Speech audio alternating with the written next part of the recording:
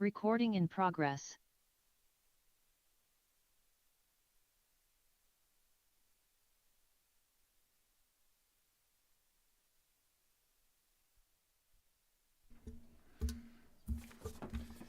Well, thank you all for joining us today for this November 20th meeting of the Humboldt County Association of Governments.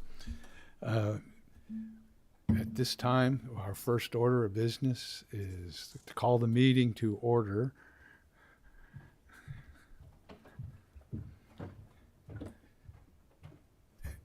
And can we get a roll call? Chair Johnson, Here. Supervisor Wilson, Present. Mayor Sawatsky, Here. Mayor Burgell, Here. Councilmember Atkins Salazar, Here. Councilmember Jorgensen, Here.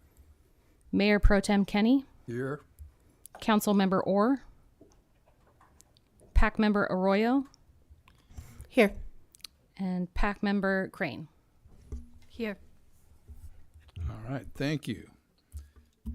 Well, our first order of business this evening is the public hearing to receive comments for the regional housing needs allocation methodology. Excellent. Thank you, Chair Johnson. So we will jump right into, I have a brief PowerPoint to share before we recommend opening the public hearing and receiving additional comments on HCOG's Cycle 7 Regional Housing Needs Allocation process. So as the board is aware, we've been working on this process in earnest since about May, when we started having some contact with the State Department of Housing and Community Development.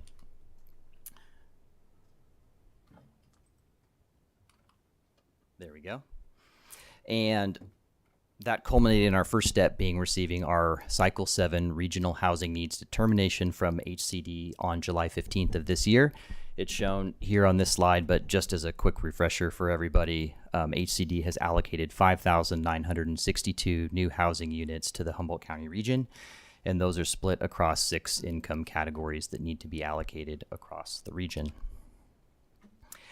Over the ensuing months, HCOG staff, in addition to what we call the Regional RENA Working Group, so that's the Community Development Director level staff from each of the HCOG member agencies, we've been convening meetings and ultimately converging on some recommended allocation alternatives for the board to consider to split those 5,962 units across all of the agency's jurisdictions, which are the 7 incorporated cities plus the county, of course.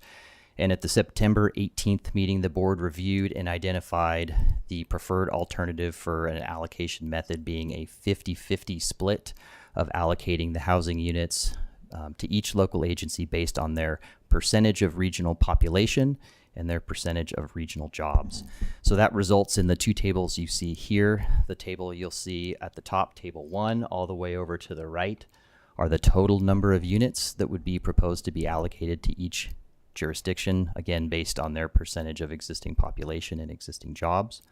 Table 2 below that further breaks out those total number of units into each income category. So again, there's 6 income categories, and each income category has to be assigned to each jurisdiction. So that was achieved by assigning the regional average number to each jurisdiction, and then further adjusting that by a factor of 20% to help diversify any one region's or any one jurisdiction's housing stock. So if a housing supply type of one economic type was really high in an agency, we would give them fewer of those units this time around. Conversely, if somebody had a really low level of, say, affordable housing, more units would be applied to that agency to compensate for that.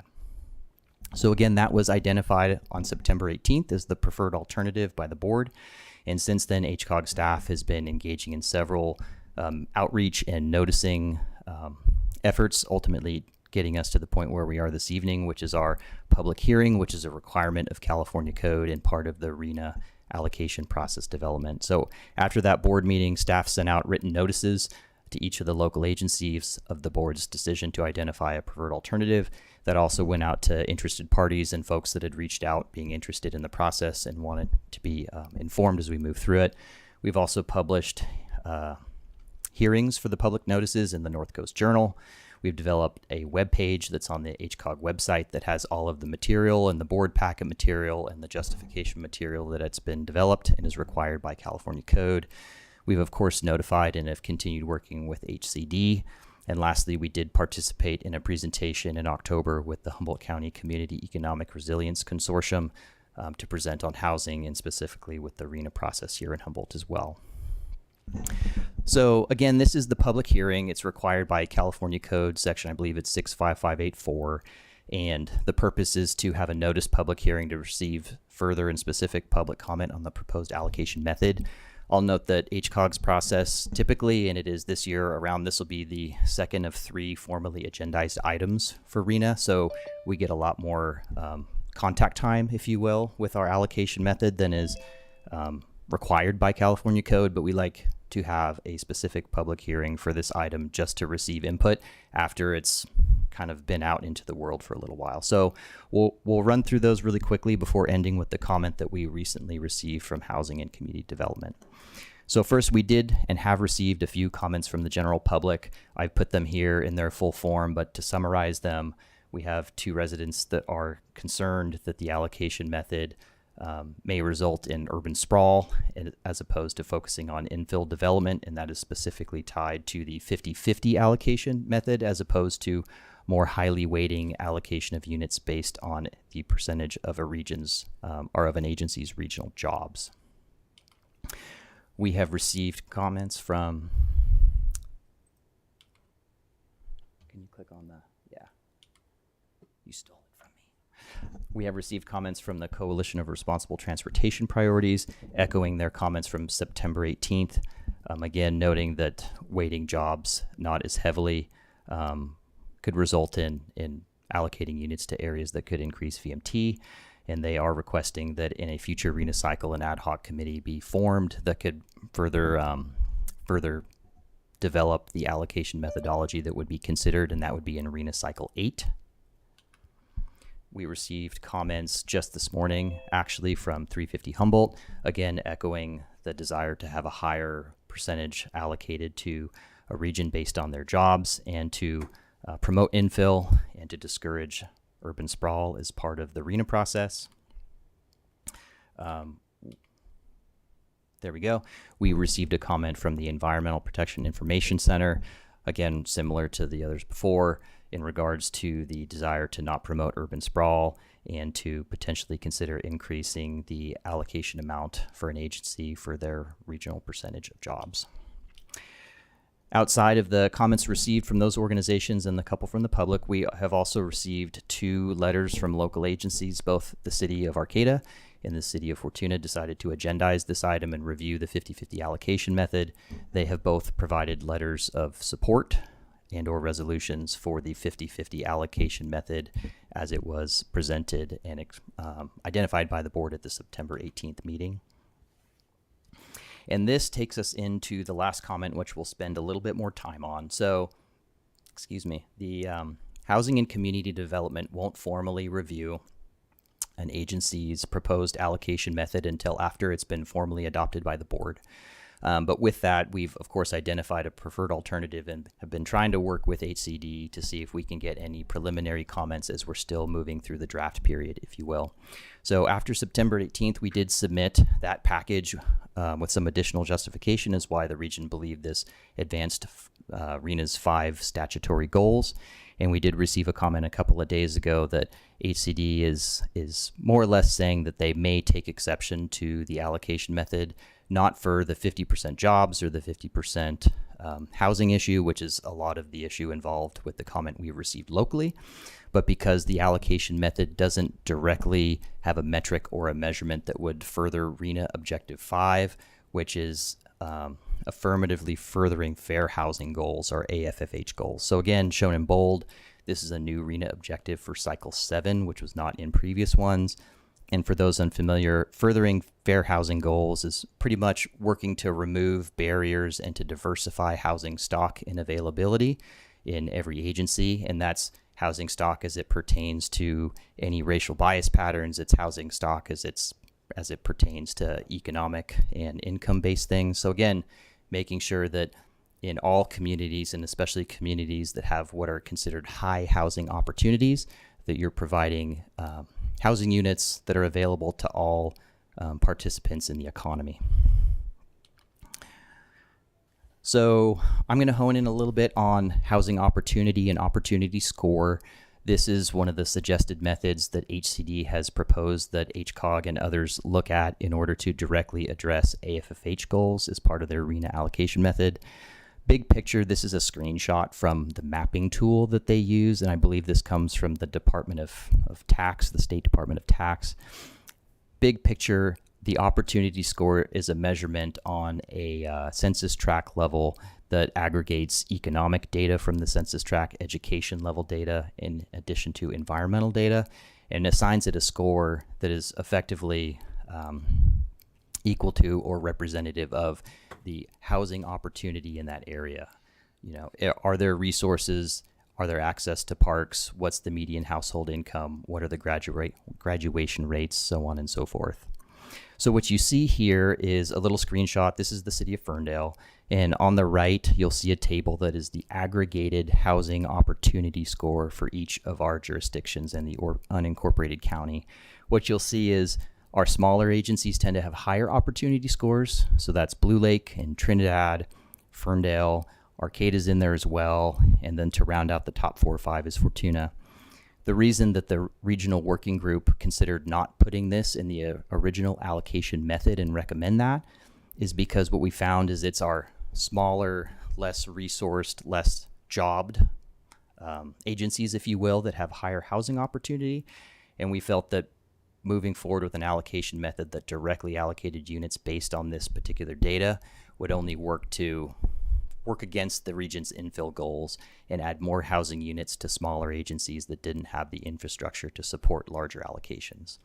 HCD had noted at the time that they were open to hearing HCOG's justification for that, so we did put that forward in the package that was submitted to them for comment after September 18th. But as you saw, they still came back with the comments noting, hey, you haven't directly accounted for this in your base allocation method, and that is potentially a red flag. Brendan, could I ask you a question about that real quick? Yes. I would expect Arcata and Eureka to be more similar in score. Could you tell me why Arcata is more higher opportunity? Yeah, you know, when you look at the mapping as it's been put forward for those two areas, really it comes down to, again, those two areas, which are the economic drivers and the educational drivers in there. So the main developed commercial corridors in Eureka that are part of their measurement have lower median household incomes than other areas like Arcata and Blue Lake and others like that. So they have lower scores there. There is also part of the mapping tool for areas that are mapped as, I believe it's persistently segregated or things like that. So it brings some demographic data as an overlay into it. I'm not an expert in it by any means, but the takeaway we got in looking at it from the working group level is effectively if we brought this into the fold, and you can see it in Eureka's score right there at 3.1, we'd basically be sucking some units out of Eureka and redistributing it everywhere with an emphasis on the smaller agencies. So Thank you. yeah. So again, we did not consider that in the original recommendation, and how we were approaching justifying meeting the fair housing goals as part of our initial allocation recommendation was to say we're allocating 50% of our units based on an agency's existing population. This would ensure that even if a region or an agency did not have a significant number of jobs, they could still receive some units. And in doing so, we could allocate units available to all income level categories to each agency, including agencies that had higher housing opportunity scores. And if the board recalls, we also proposed doubling from 10% to 20% that adjustment factor, again, helping to move housing diversification within each jurisdiction even closer to the regional average than we had done before. So that was the justification that we provided to HCD for how we were going to further RENA Objective 5 through what we were proposing. But again, the comment came back the same. So this will kind of wrap it up before we will hand it back to the board to open the public hearing. But we have received all those other public comments, and I imagine that we'll get some more during the public hearing here as well to consider. But the comments from HCD that we've gotten to date are certainly ones that will be actionable, given that they are the regulatory agency that will be reviewing and ultimately either concurring with or taking exception to our allocation method. So we've had some communication across the regional working group, and right now, the two proposed paths forward that we could take at this time would be to keep our proposed methodology and really, in a robust way, try to work with HCD to tell them why the opportunity score we don't feel is a good fit, and there's a number of other ways that we could approach meeting the fair housing goals with the allocation method we've proposed. The risk in this is that we move forward with that, and they've somewhat postured that they could take exception to this, and if they take exception to it 30 days from now, then it just adds time as we work to address it, and it could delay ultimately our adoption of the RHNA allocation method and the housing needs plan by 2 to 3 months. Alternately, we could adjust the method. We could try to figure out a way to further make a direct measurement in the allocation for AFFH goals, which could be housing opportunity or something else that we think may address that. We could work between now and our December meeting, when we'll be considering adoption, to bring potentially some more options back to the board to consider a revision to the methodology that could be reviewed for adoption at that time. It's likely that would certainly reduce our risk of having HCD take exception to the plan. But in any event, at the closure of public hearing, would certainly hope to hear anything or any insights that the board would like to provide, or direction to staff that the board would like us to undertake as part of finalizing this process and getting us to December 18th. So again, our next steps here will be to close the staff report, of course, open the public hearing and take any additional comment. Would love to hear some discussion on the public comments received here, or the ones received previously, or the HCD comment, and get any direction at this time for staff that the board may have leading up to our December 18th meeting. And assuming we can continue to chart this course and submit our allocation method and get it approved by HCD, we anticipate adopting our regional housing needs plan in the spring of 26. So with that, I'll hand it back to the board. All right. Thank you. I don't think any of us wants to delay working on our housing element and getting it completed. But at this time, we can open up our public comment period and invite the public up if there's anyone that wants to discuss this methodology and the affordability element.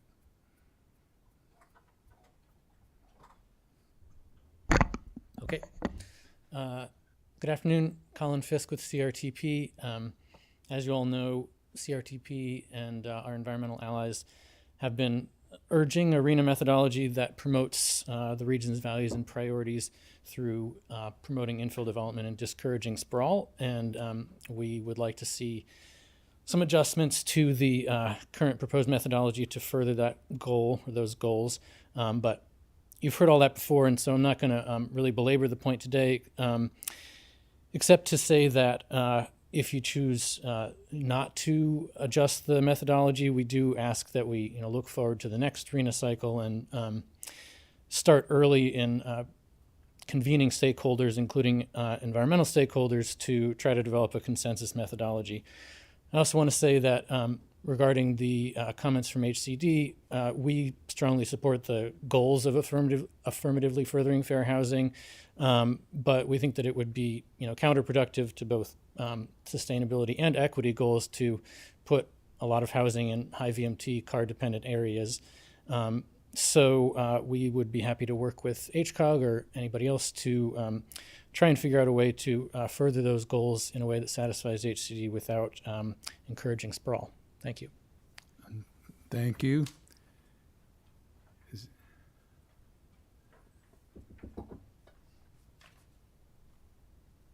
My name is Wendy Ring. I'm a retired physician and public health professional. And I really do object to this methodology. I think that on a climate basis and also on a public health basis, Our major contribution to the climate crisis here in Humboldt is this historical pattern of development, which is based on driving. But this pattern doesn't just cause CO2 emissions, it also increases motor vehicle accidents, physical inactivity leading to obesity and diabetes. It prevents people who don't drive, who are many of my patients, who or lack cars or can't afford gas, from getting health care and accessing affordable, healthy food, social services, and social and educational opportunities. So these aren't just things that would be nice. They're some of what's called the social determinants of health, and they're named that because they're responsible for 75% of health outcomes. Doctors actually do rather little in comparison. So the RENA method doesn't really do enough to reverse this unhealthy pattern that we are inheriting. And it also doesn't really do enough to meet the statutory objectives for allocation, promoting infill, encouraging efficient development patterns, lowering greenhouse gas emissions, improving the relationship between jobs and housing. It actually looks to me from the table 1 that it makes it worse, and increasing access to opportunity. So I just don't see why this would be the right method. The average longevity, I had to look this up, of a residential building in California is 70 to 100 years. So the decisions that we make now are ones that we're going to have to live with. So if we want to have a healthy future in Humboldt, we have to make good decisions about where we put new housing now. Thank you. And thank you. Any other comments from the public? And I see, is that a hand I see up there? Yeah.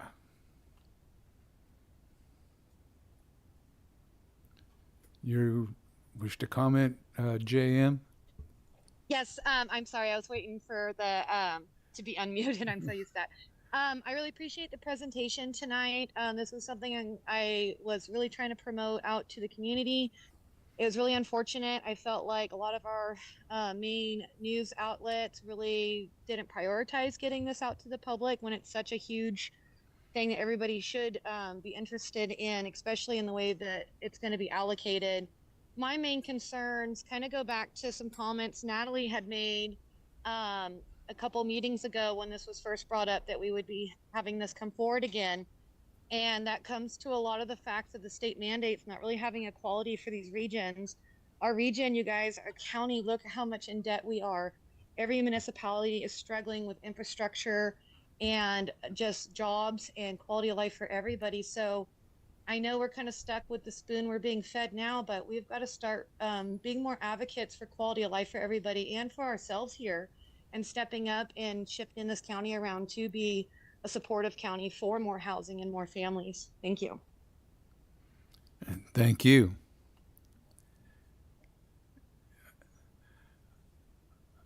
I don't see any other comments online or in person.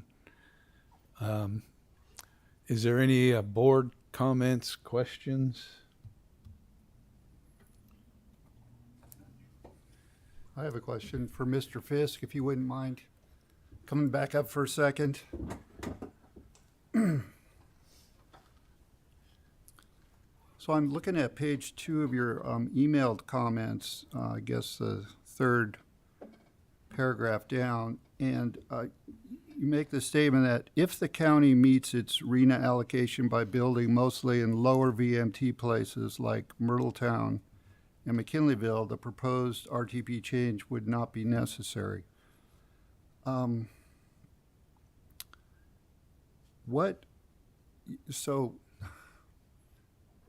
where do you think the housing is going to be built that would cause urban sprawl instead of those two places that you mentioned? I can't speak for the county, and they would need to develop, their housing element to specify where those things would be. But I think the point that I was trying to make was that, I think it's about 3 or 4% of the RENA allocation would go towards jurisdictions that are exclusively high VMT, which is Ferndale, Trinidad, Blue Lake. And so a large proportion of it goes to the county, and if the 20% target or the 80% target, I guess, of building in low VMT areas or areas that are accessible by means other than a private vehicle, we can meet that with the RENA methodology exactly as it is, as long as the county doesn't build in high VMT areas. So, hopefully they wouldn't. Hopefully they would build in places like Myrtletown and McKinleyville, and we would be able to meet that target today. But if they chose to build, I don't know, in southern Humboldt or in Willow Creek or something instead, then, those are extreme examples, but then that would be a problem for the VMT. Okay. Yeah, because I was asking because I'm just trying to get my head around, the scenario that apparently your group and the others are really call out is, we have to avoid this sprawl effect. Yeah. But it sounds like really, regardless of what we do, the county has a lot of discretion to decide whether there's going to be sprawl or not. Am I on track with that, or? I think that's accurate. I think that, the RTP could have some influence on that by having more ambitious targets, that the county would hopefully abide by. But in terms of RENA, it is largely up to the county. There's the potential to sprawl in the county more than there is in any of the other major jurisdictions. Right, and they have a large allocation of the overall units. Yes. Okay. Well, thank you very much. Thanks. I can speak to the 50-50 split perspective that's been brought up, because we had a special, and I talked about it in a previous meeting, but just to remind everyone, we had a special joint session of our Planning Commission and Council to discuss the options and the splits and what to do. And the discussion was that Arcata, we are very pro-housing and we're committed to housing, but we're also committed to keeping our green spaces green. So it leaves us with infill, which is what we support. But our numbers, even with the 50-50, are essentially twice what they were. And it's important to us that our housing element is in good standing, because that does help us with grants and other things. And so it's not that we don't want more housing, but we also need to be careful to not overcommit to what we can actually build in our community, because it can have negative consequences for us if we're out of compliance. So we felt like we're working hard to meet our 6 cycle numbers, and we're close to there. And we have an abundance of like the very low income housing in our community. And so I just wanted to, kind of offer again the why that Arcata weighed in, and there was one planning commissioner that dissented, that would have liked to have a different approach, but otherwise it was unanimous, besides that one person, with council and planning commission. So we were very much in agreement on how to move forward with this, and it's not a reflection of anything going on in our community, but there's a lot of pressure to build a lot of housing, and it's difficult. Absolutely, yes. This is a really tricky issue for all the jurisdictions, especially given the state's maybe slightly overly optimistic estimates of what we can actually build. Absolutely. Supervisor Arroyo. Thank you. The way this falls on the agenda, it's before we adjourn and re-adjourn, so I'm not sure of my role here, but I do have a question around the, the introduction of this opportunity score component. Understanding that it's relatively new, but when I think about development patterns in other parts of the state, and I'm thinking of like Marin County and maybe like Napa County, there's a similar kind of feel of some higher income sort of bedroom communities that have formed that are probably similarly posing this challenge around the opportunity score, and then kind of thinking about where people work and where how jurisdictions can all do their part. So we're kind of trying to balance all three of those things, right? And I'm wondering if you know how other places that might have those same challenges are addressing this. Have you talked with peers about that? Yeah, that's a great question, and it is something we've looked. So this RENA objective actually came about in RENA Cycle 6. It's just Humboldt is always right at the leading edge of the cycle. So as the board and everybody may recall, there's a whole host of changes from Cycle 6 that we were not actually subject to because we were so early in the process. So with that, there are a number of accepted RENA allocation methods that have taken this into account. All the ones that we have reviewed so far have been furnished by HCD, just use the housing opportunity score, which is probably largely because that is a readily available data method that HCD is endorsing. I think it's clear both at the board level and certainly at the working group level that there's some hesitancy in just moving forward with that to check a box, just because it really doesn't make sense for our region and it's counterproductive to the infill goals and some other things. So given that this is kind of hot off the press, one thing we are working on is trying to be creative and see if there's some other way we can validate or justify or show intent to further that goal, which nobody's taking exception to, of course, but without using the opportunity score. So in development. Yeah. So to kind of put a finer point on it, I don't, admittedly, I see the scores and what they are, but I don't know how they, how do those influence the final numbers? Is it, how is that? Is it just weighted according to those numbers? How's that applied? So I will say to use I guess a term, the devil is in the details. So it'll depend on how heavily it is weighted. It'll also depend on some other factors. So something we had talked about previously is normalizing the score for an agency's size or population so that it wasn't a 5% weighting of opportunity score in Trinidad might provide 100 additional units, which is far in excess of what is realistic in a community that way. So we've been exploring some ways to bring it in, but to bring it in on a scale of the community itself so that we don't, by nature of including something like opportunity score, add way more housing than would be either justifiable or even possible with their current infrastructure. So it's meant to be like a percentage multiplier? That's what a lot of these things are, is percentage multipliers and weighting. And I think, there's a number of ways to blend it into. Okay. Yeah. Okay. So it's not, I'm not missing like the math piece the memo about the math that went with this. It would have to be figured out. It'd have to be figured out, and that's where we didn't want to bring forward anything specific, because I think the bigger picture question we're at right now is how does this group feel about moving forward? How does the board feel about moving forward, and what should we consider? But I mean, just to throw random numbers that aren't made to be anything else other than random at this point, the current method does a 50-50 split. We could consider a 50-40-10 or some other weighting method that, of course, allocates all the units. So, Great, thank you. Okay. Any other board? Yes, Supervisor Wilson.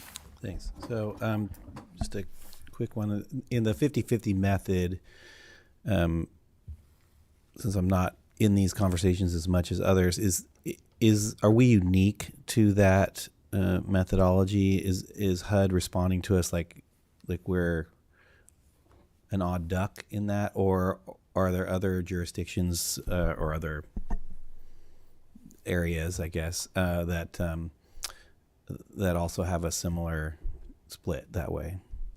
It is very conventional. It is what HCOG has done for some time, using those two methods, including in our last cycle, which was cycle 6 in 2018. They are the two most commonly used metrics across the state as well. You will see in some other MPO areas, especially, they sometimes will take additional factors into account. Those typically are more resourced areas and more resourced MPOs, and a lot of these allocations need to be based in data. One of the limitations a rural COG like HCOG faces is really it's just the census level data that is robust enough to be used in an allocation method. So that's why it's tended to be based more on the straightforward factors that are readily available and equal across all agencies. So yes, it's conventional in our setting. HCD has not said they would take exception to that. There are more complex methods that use those two things as well in addition to other things, but again, they tend to be in areas where they're tracking and keeping more robust data to make those types of decisions. One last question is the suggestions made by some of the citizen groups and the citizens around modifications to that methodology. Would that lean? Would we expect the state to like those better or lean into those versus what we've got now? Because I mean, one of the concerns you've mentioned is this potential for a delay based on the allocations the way we have it in this current context. So what do you think would happen if we were like, yeah, those sound great, let's just adopt those? What do you think the response would be from the state? I think with the comments we've received, if we proceeded with the allocation as is, there's a very good chance they would kick it back due to the lack of opportunity. I don't foresee getting any comments that are specific to the general weighting strategy for jobs or housing. If you look through the 4 RENA objectives, they very much want infill, but they very much want opportunity and equality, and we are required by statute to increase housing stock and availability in quote unquote all regions, or in all agencies within our region. So using the weighting as it is with jobs and housing meets those objectives, albeit they're somewhat competing at times in our agency. You know, we've played around with the numbers and the weighting also on the scale of, you know, should it have been 60-40 or something like that. Surprisingly, the changes in percentages don't result in really large changes in the units and in the results themselves, because our population centers tend to be our job centers as well in Humboldt. So, but no, we don't anticipate any comments on that particular portion of it. Just on the comment part of this, I mean, I understand, you know, pushing large parts of these numbers to the county can create concerns about sprawl, and I think those are real. But I would say that the policies at the county level are pretty anti-sprawl, and they're not enough maybe for me and maybe some others, but certainly much more so than they were, say, 10 and 20, 30 years ago, and we're moving in the right direction, and the policies are tightening up all the time. I guess I understand that, but at the same time, I want to say we're as an agency, is our part also stressed by these numbers, because it does give us a lot of pressure, but at the same time, we in general have policies that push against that, which makes it, you know, just a conundrum for us as well. So I appreciate this conversation. Okay. Question for you. So HCD, how come they won't give us any feedback on our current 50-50 split? Why do they require us to bring this forward and then say yes or no to it? It's part of California code process. So they don't initiate their formal review of an allocation method until adopted by the board. And then they reserve the right to noodle over it for, I believe it's 60 days. They have 60 days to get us comments back, which would either be the acceptance, wherein we could move forward with the regional housing needs plan itself, or take exception, to which we'd have to go back and potentially make some modifications. So we have pressed to get as much interaction as we can out of them at present to help mitigate any potential for delays. But they have been cagey about providing anything too specific, for sure. And I will acknowledge they are also very early in their cycle as well. And just my sense is they're still maybe even ramping up their understanding and their staffing for the reviews of these as they come through. And we're just somewhat in the unfortunate position where we're so early that they're still kind of getting their bearings, so to speak. One other question. Generally, are the changes significant or minimal to the original plan submitted? I think the region could propose some adjustments that would be relatively minimal. That it's a bigger conversation and we'd want to look into some things, but I think there's a pathway to recommend something that could include some additional metric or some additional consideration. At this time, I'm kind of shooting from the hip here. We have played with some numbers, of course, because I won't say that we haven't, but I anticipate that we can come forward with something that directly shows that we are addressing that item and doesn't too notably change the allocations from where we are now. So you never know. And California code nor HCD tells you it shall be this, this, this, this, and this. It's up to us to bring forward something and justify it. But I think there's a pathway there to keep mostly true to where we are. Great, thank you. So, yes. I just have a quick clarification question. So some of the points that were brought forward by the doctor, things like accidents, obesity, health outcome, all those things, are those considered in opportunity scores, or are they considered at all? They are not. The opportunity score as a specific metric are environmental, educational, like literacy rates and graduation rates and rates of advanced degrees and things like that, and then economic conditions, largely median household income. So there is some consideration of the human condition, just not, and so there really is no way, they don't address those items that she brought up anywhere in the process. Not in that particular metric. I'm not sure if there's some other data out there through the census or otherwise that would, but not in the stuff I've seen. Thank you. So that brings us back to the opportunity score and working up a methodology to work with that.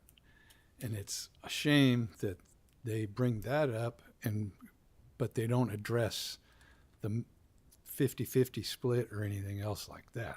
So, and possibly with the opportunity score as a chance to gain on some of those things if it raises opportunity for outdoor exercise and recreation opportunities. I know, just taking my dog for a walk every day, and I've lost 30 pounds in the last 8 years. So there is opportunities out there.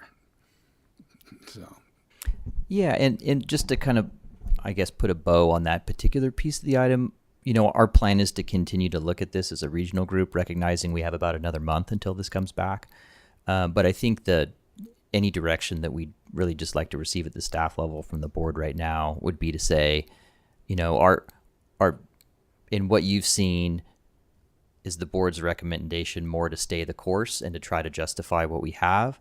Or is the board more likely to suggest maybe let's look at some other alternatives that we can consider at the next board meeting? That's in as much detail as we need the direction right now. I just want to make sure that the board, of course, is aware of the correspondence we're receiving from HCD, the potential risks that may be associated with that, and what we could do to address them moving forward. So, what direction do we want to give our executive director? Well, just representing this agency, I would say, there's a lot of concern around the load that's being pushed into the county and the capacity of our facilities to be able to take that on in terms of infrastructure and also the reduction of EMT. So this is not optimal. I mean, from that perspective, from the county's perspective, but we have to work as a group. So I get that part. And I for one, although I'm only here occasionally, I feel like as an alternate, do feel like there's a need for some more creativity moving forward. And I do think that some of what's been offered as suggestions from some of the groups, but also from HCD as well, might be something we would consider. Because even if we consider some more options, that will take some time versus what we expect to be the feedback and the pushback. But what we've got will take some more time. So from my perspective, I think we could work on those numbers better. But so that's where I'm at. That may not be the majority of this body. So thanks. Yes. What I would like to know is what are the concrete ramifications of delay? What does that really mean to us? We are required, I believe it's statute, we are required to conclude this process by 1 year before the housing elements are due, which 1 year before the housing elements are due is July of 2026. So we have about 7.5 months to complete it under our statutory timeline. Bigger picture than that, the quicker that we converge upon an approved methodology and an approved plan is the quicker that a local agency can move forward knowing their unit numbers and initiate their housing element update process.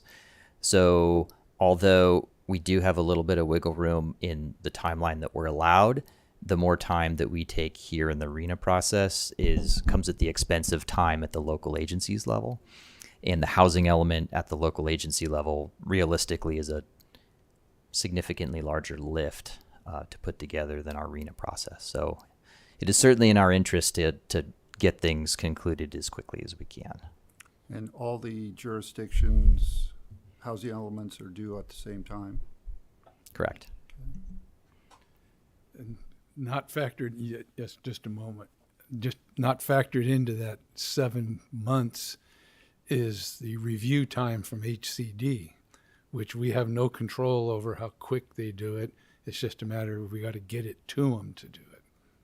So, but Councilmember Atkins-Sell is our. Thank you. We did talk about this at our meeting last night because staff had received this information yesterday, so it got brought up. And what Director Loya suggested, and I'll do my best to summarize it, but I think he was not a fan of adding the opportunity scores in because it would actually reduce. He showed us potential numbers, and it was just, I'm sure there's lots of ways to do the math, but whatever way he did it, he showed the numbers how they are now and how they would be if we did his math on opportunity scores. And it definitely reduced housing from Arcata and from Eureka and added it into other areas. I don't remember where. So it did drop our number. And that's kind of the opposite of, I think, what the folks that were speaking about tonight are asking for. They're wanting more in those city centers.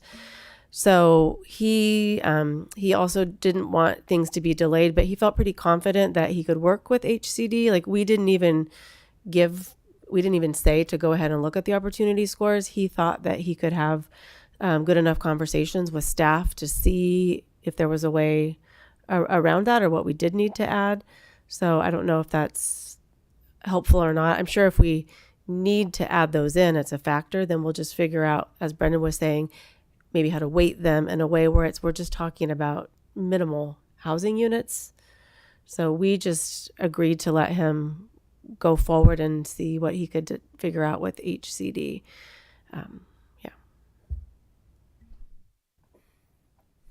What's the amount of staff time it would take to do a revision on this or to look into other alternatives besides the 50-50? I would say to go back to the drawing board, it would take quite a bit if we were going to go that far, and that would present some significant delays in there. To figure out how to navigate this particular situation, I think could be done between this meeting and our adoption meeting in December, where some things could be considered. Great. So, I think I'm just personally in favor of a slight modification to our current setup or continue forward. Yes, Mayor Burgell. So I did see Kristen Kenyon in the audience, and I was wondering if she might have some clarification comments, or because I saw her head going this way and then this way and then this way and then this way. So I didn't know if we could have her speak for a moment. Yeah. Yeah. We're still in a pseudo public hearing. Yeah. Thank you. Close enough.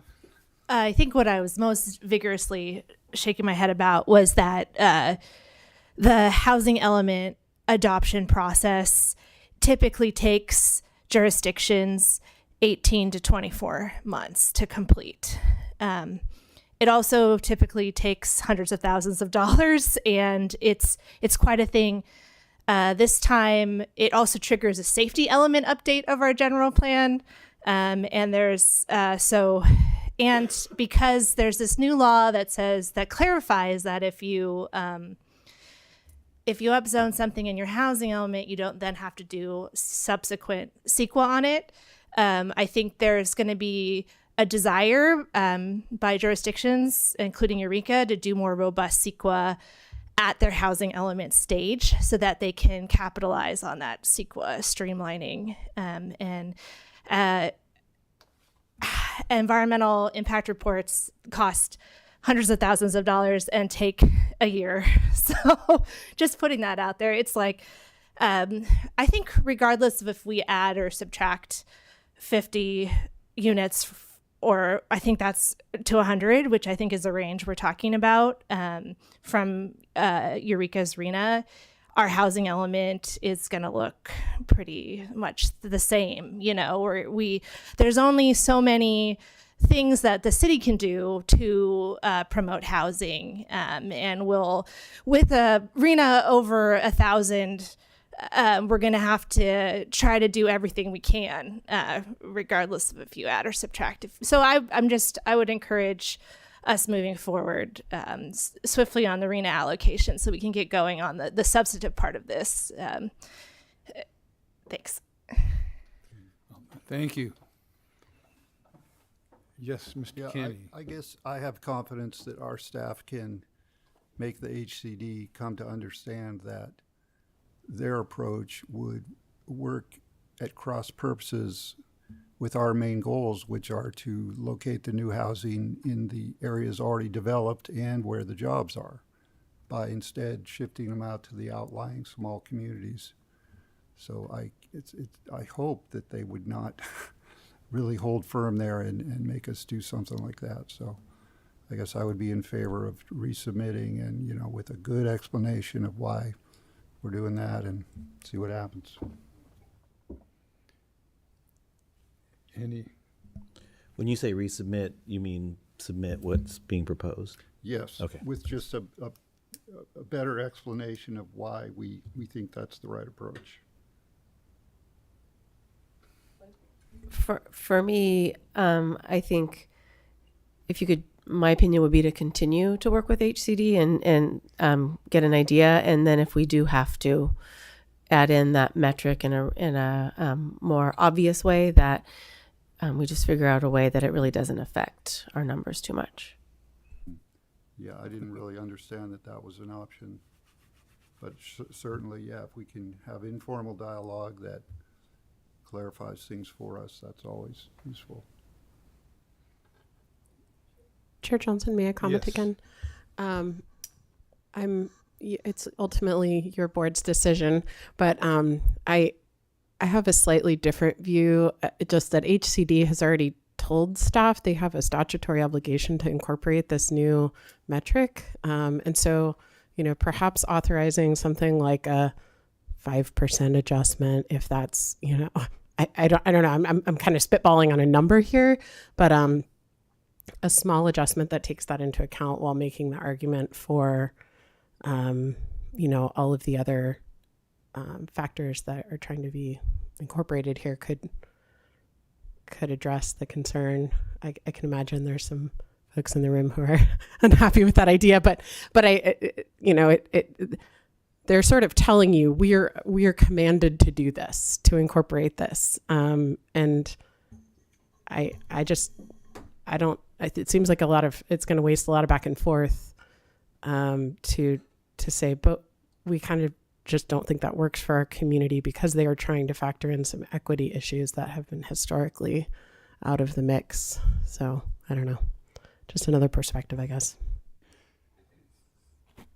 Yes, Mr. Sawatsky. Is there any way to do like a combination model with our current 50/50 and their proposed method of weighting things? I think that's what we would propose in alternative 2 would be to blend in another consideration. It'd be to stick mostly true to what we have now, but to figure out how we blend in something else so that we satisfy the statutory objective.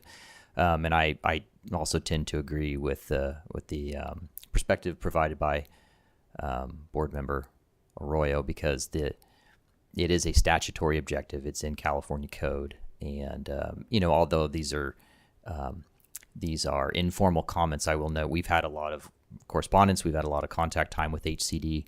We have provided justification. We have provided a lot of information, and they have come back with the comment. They have come back, albeit informal. So, that we've gone down that road, and that's why we want to call caution to, there is significant risk, if not at least notable risk, in moving forward without considering any adjustment. So, and I think considering that would be an adjustment that could be considered at the follow-up meeting is something that we can readily bring forward some alternatives for, without necessarily specific direction on numbers or anything like that at this point.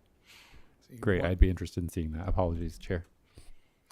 One of these things that hasn't been factored into greatly is some of these places with the opportunity scores where they would receive more housing do not have the infrastructure to handle more housing. And none of us have the economic resources to pull out of the air and add the infrastructure. So there is a limitation in there, a hard limitation, regardless of what anybody's desire is. Yeah, I guess I don't completely understand. So factor 5 is you have to consider fair housing considerations. How does moving more units out to the small communities on the edge of the county promote fair housing? I don't see what's the connection there. Yeah, the idea being those are areas that are considered desirable places to live based on their access to open spaces, the opportunities of their schools, the opportunities of their communities.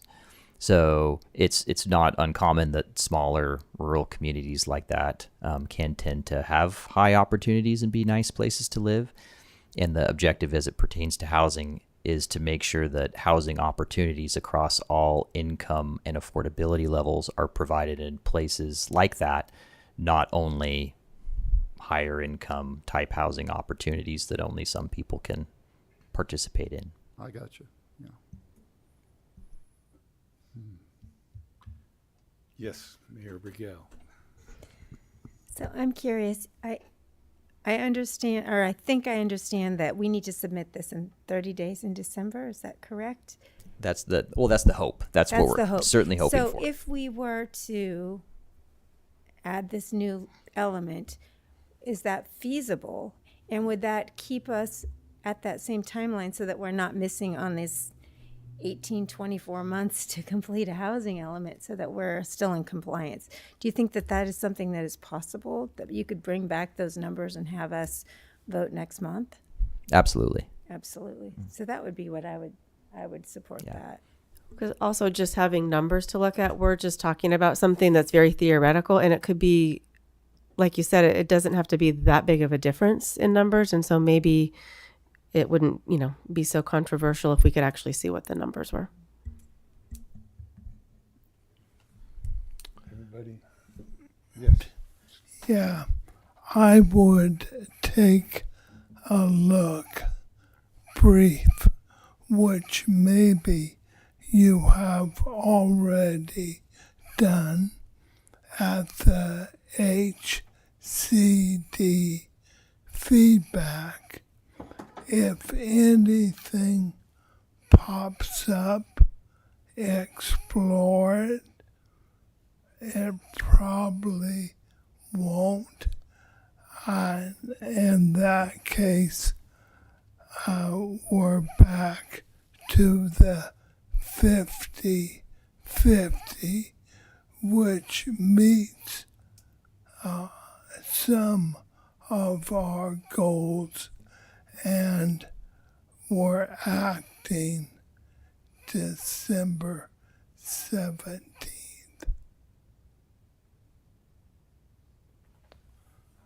Does everybody want to explore that, the way the executive director explained it, and see where we end up?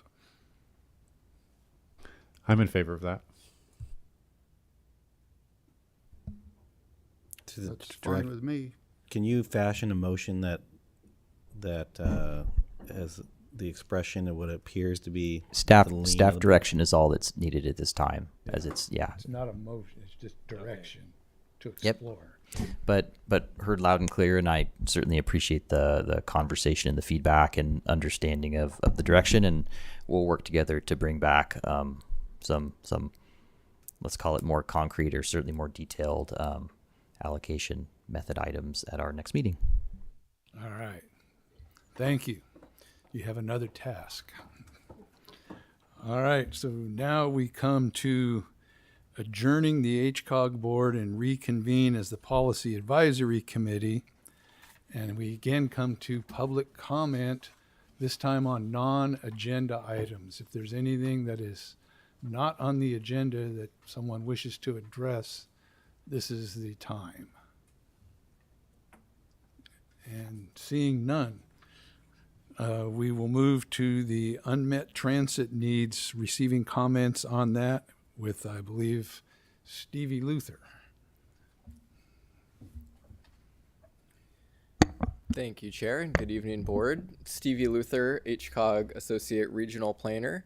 So this is the annual Unmet Transit Needs public hearing, and many of your jurisdictions have also held public hearings on this matter over the last month. The purpose tonight is to hear from the public about any transit needs that are not currently being met. I do want to note that comments aren't just received during these public hearings. This one is publicly noticed in compliance with the Transportation Development Act. But we are also accepting comments online, by phone, by email, and we've received 20 comments on our online survey. So Amy was putting up the information with the QR code and the survey link that folks that are watching later online or on Access Humboldt can go ahead and take the survey online. Any comments that are made before December 31st at the end of this year will be considered in this year's process. What happens next is the comments will go to our Social Services Transportation Advisory Council at HCOG. They'll review them to see if there are unmet needs, and if there are, if any are reasonable or not reasonable to meet according to adopted criteria. And then I will prepare a report and bring that back to the SS TAC and to your board for adoption in spring of 2026. With that, I'll turn it back to the board for the public hearing and happy to answer any questions. Okay. We will open the public hearing at this time if there's any comments, and is there any questions from the board?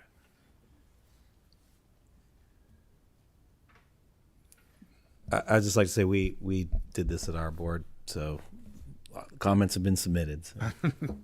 Thank you. There is a hand there. I believe it's Jessica. Yes, my comment is about the lack of bus stop location between 4th and B and Hawthorne and Broadway. That is 1.1 miles, and as a disabled individual, that is not accessible. Okay. There's also no bus stop within distance of the new DMV. It's 0.5 miles away. It is being noted. Thank you. Thank you.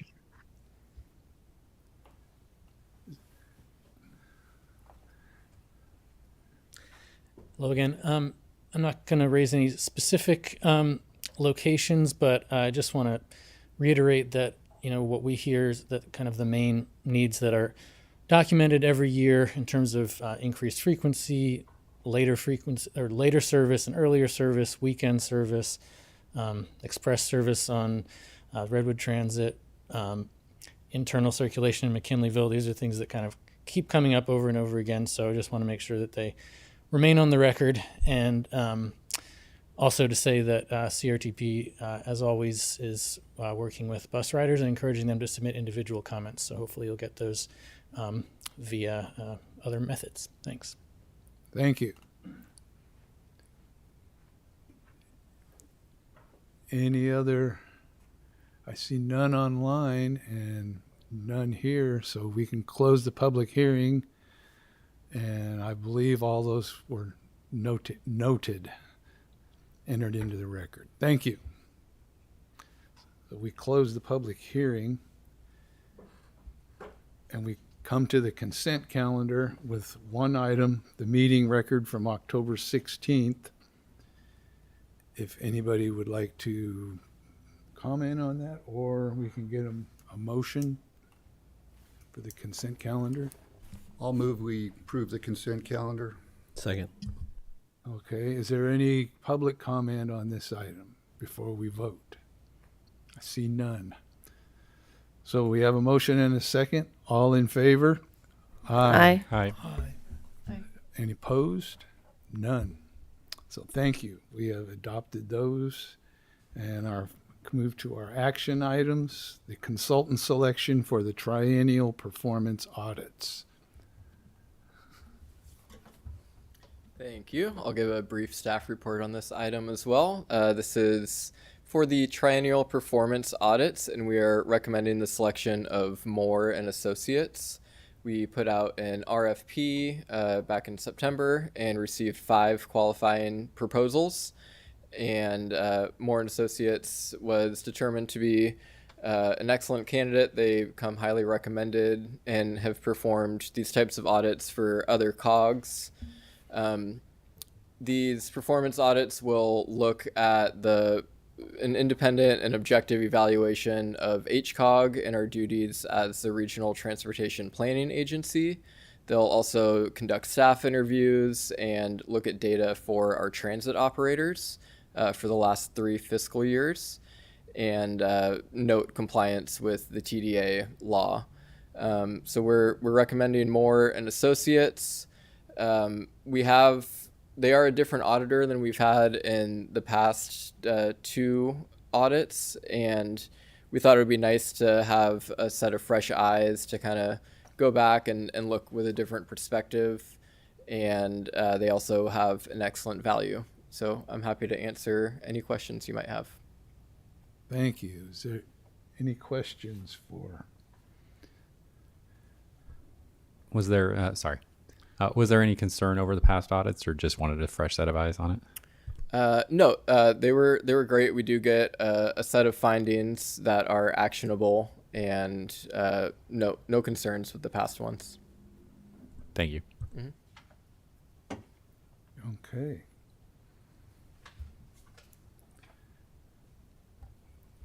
Well, there's no questions, no comments. Is there any public comment on this item? See none there too. So we can entertain a motion to move forward. I move that the PAC recommend that the HCOG board direct HCOG's executive director to enter into contract negotiations with Moore and Associates to conduct the triennial performance audits for fiscal years 2022-23 through 2024-25. Second. So we have a motion and a second. And all in favor? Aye. Aye. Opposed? Aye. None. Okay. You have another task. So at this time, we come to the, oops, wrong side. Come to the Regional Transportation Plan Administrative Draft and Staff Report. Excellent. Thank you, Chair Johnson, and thanks for the task as well. I appreciate the continued flow of work. So this next item, and I'll try to be brief, recognizing we still have this and others to go, is the Draft 2026 Regional Transportation Plan Update. And the purpose of this item specifically is to seek approval from the board to launch this particular version of the draft out for our formal 30-day public comment period. So as we've touched on in the past, the 21-22 RTP update was pretty comprehensive in its scope and its structure. The update that we are proceeding with now is relatively minor in nature. something we're more referring to internally as a tune-up or tweaking certain little areas. We will move through some of the major ones here as part of the staff report item, but I don't intend to do a deep dive on it at this time. If the board has any questions, please, ask and we can go through any one of those in nature. But again, the purpose of this item is to present some of the key updates and to receive any input from the board that you may like to see, hopefully before authorizing sending this as the formal draft out for public consumption for the next 30 days. This will come back. That 30-day period, if authorized or approved by the board this evening, will begin tomorrow or potentially very early next week. It'll run through essentially Christmas time or the end of the year. Staff anticipate responding to comments and making any final adjustments based on the public comment period in January and bringing back the final draft document for consideration by the committees and the board in February. So just a real quick refresher on where we are in the timeline. We began this in August with our initial workshops. We did workshops with the SS TAC, the TAC, and the board to kind of present some initial ideas or recommendations and to seek further recommendations from the boards and committees to be considered as part of the update. In September and October, we did quite a bit of community outreach, which included tabling at several events and conducting an RTP update specific community meeting in McKinleyville. Here we are in November, where we are considering the approval of the public review draft, which would formally initiate the public comment period. As I noted, that is anticipated, if approved this evening, to end in late December. And we'll work through that in order to get the draft document in front of the board again in February. And I will note February is the date for which we have to get it approved and to Caltrans to meet our deadline. So jumping into some of the key items or updates that I wanted to share as part of the staff report. As the board will note in one of our introductory chapters, we do have quite a bit on community outreach and public outreach as part of the vision of the Regional Transportation Plan. That was a pretty robust effort in 21-22, but we are, of course, bringing that back up as part of this update cycle as well. And with that, we have done a number of community meetings, and we do have a survey that about 90 participants have taken so far.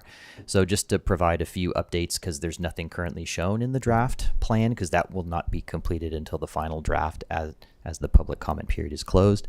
But just to share some results of interest. So you'll see here of the people who have taken the survey so far for the RTP update, insofar as how satisfied people are saying they are with their transportation choices. We are showing only 26% dissatisfied, which I was pretty happy with. I only say that because you're so used to seeing numbers that aren't as optimistic, and I see that as 3 out of 4 people seem happy with what they're able to participate with, and I thought that was great. Again, this is only 90 folks that have participated, but still. Unfortunately, people tend to be a little bit more dissatisfied as it comes to their choices for walking and biking, as you see over there on the graph on the right. Insofar as community transportation challenges from the people who have taken the survey, the top 4 responses for transportation challenges are public transit hours, vehicle speeding, safe places to walk and bike, and poor roadway conditions. Desired transportation improvements from the same group, the number 1 response was local road maintenance, followed by complete streets, which is defined as roadway paving projects with bike and pedestrian improvements, then protected bike lanes and transit projects. So jumping in to the next few slides, which will more itemize some of the areas of interest that are shown as, I'll say, suggested or revisions for consideration in the RTP. The first is a summary here of some potential revisions to the safe and sustainable transportation targets, which are part of the Renewing Our Communities chapter in the RTP. So these are consistent with what were brought forward and discussed at the board meeting in August.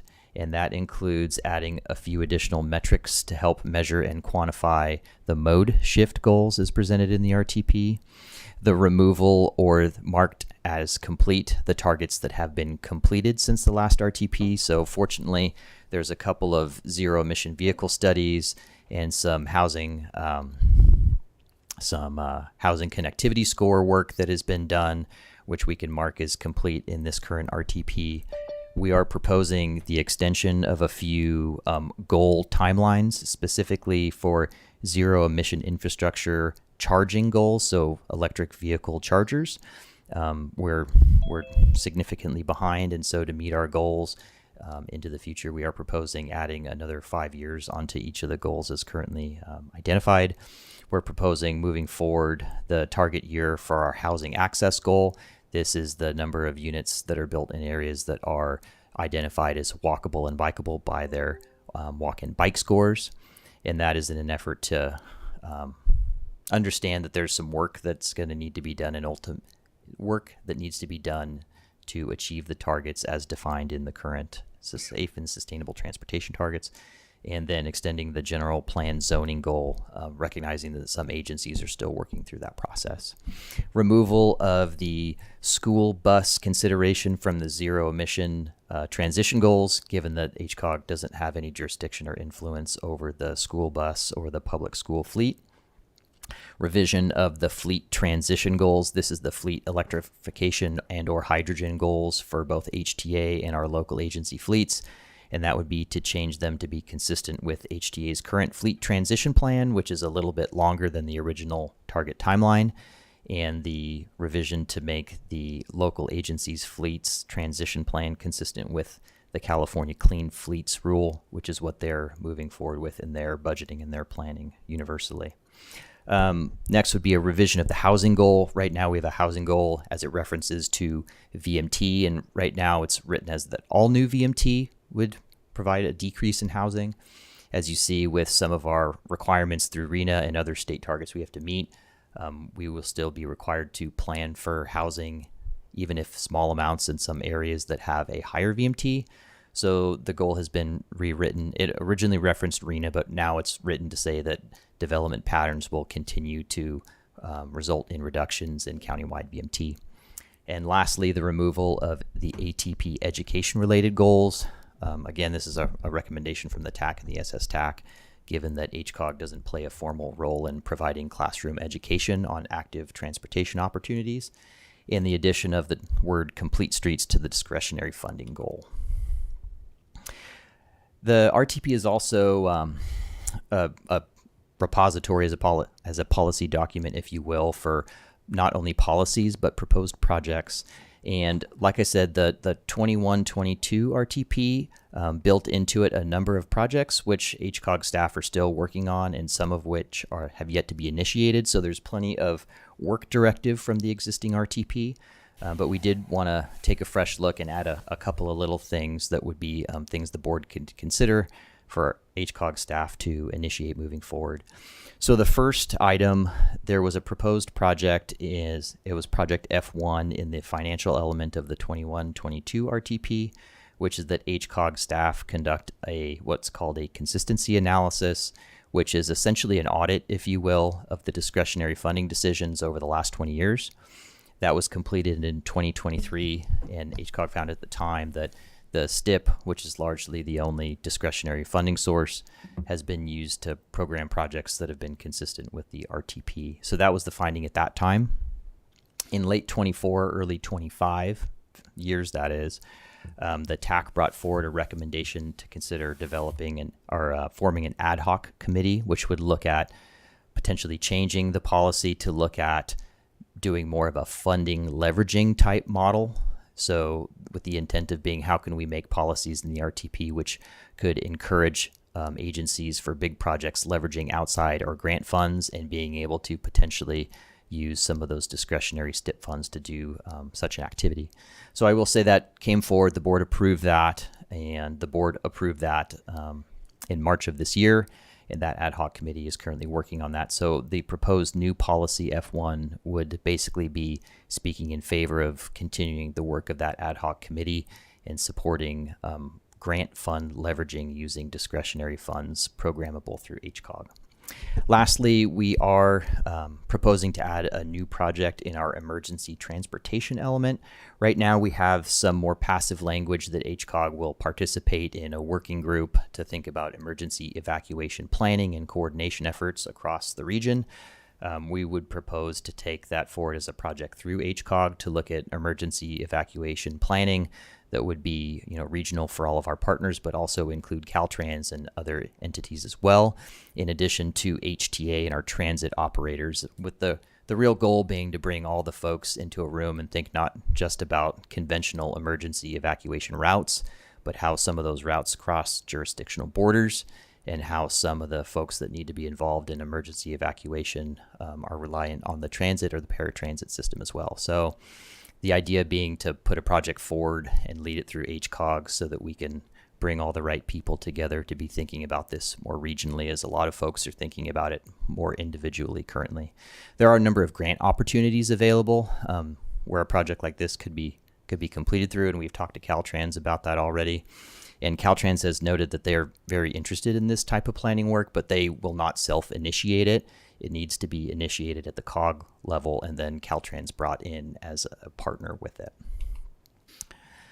So one of the more commented on potential revisions that's currently shown in the RTP is in reference to the climate crisis / climate change chapter. So in 21-22, again, it was a very large comprehensive update that was done at that time. And one of the additions put in was what was called the climate crisis chapter. So it's reference to the climate crisis and the climate change issue that, of course, we all know we're facing globally right now. So a recommendation that came up from the TAC as part of the August workshops, and they voted on it again at their October meeting, was to consider changing the language from climate crisis to climate change.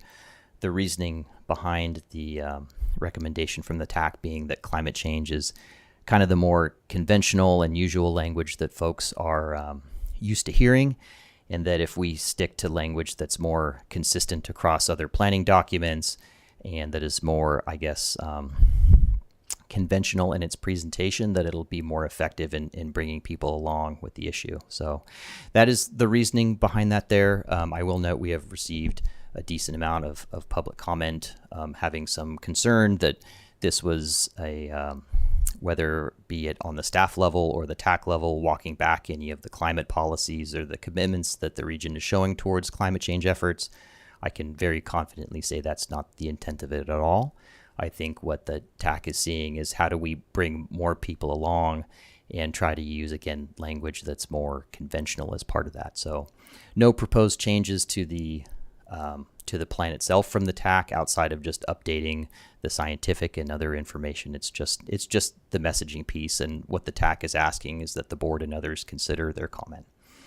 Lastly, one thing that was a comment, I believe at our August meeting from PAC member Arroyo, and we haven't put it in there, but we are acknowledging it and wanting some feedback on it, is we haven't put any draft language in there for the board to consider on HCOG's role in the Regional Climate Action Plan.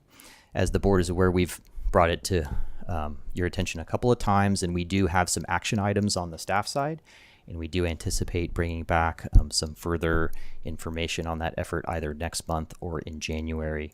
But I guess a direct question at this time we would have for the board is if you would like to see directly any language in there, be it passive like we'll explore or we'll continue to work with, or active language like we shall and we will play a certain role in the Regional Climate Action Plan. So with that, I'll end with the staff recommendation, and also note, again, this has gone to the SSTAC and to the TAC, and they have recommended that the board approve release of this public review draft, which would initiate the 30-day public comment period as noted before, and staff are recommending that the board move forward with that as well. With that, I will hand this back to the board, and again, I know that was quick, and this is a very large document, and there's a lot of things to consider, so any questions you have are more than welcome. Okay. Before we open the public comment, is there any questions from the board? Yes. I had one regarding the change of the term climate change in our Regional Climate Action Plan. Do you know how it will be stated in there? Good question, and that was, I guess, one of my first curiosities as well.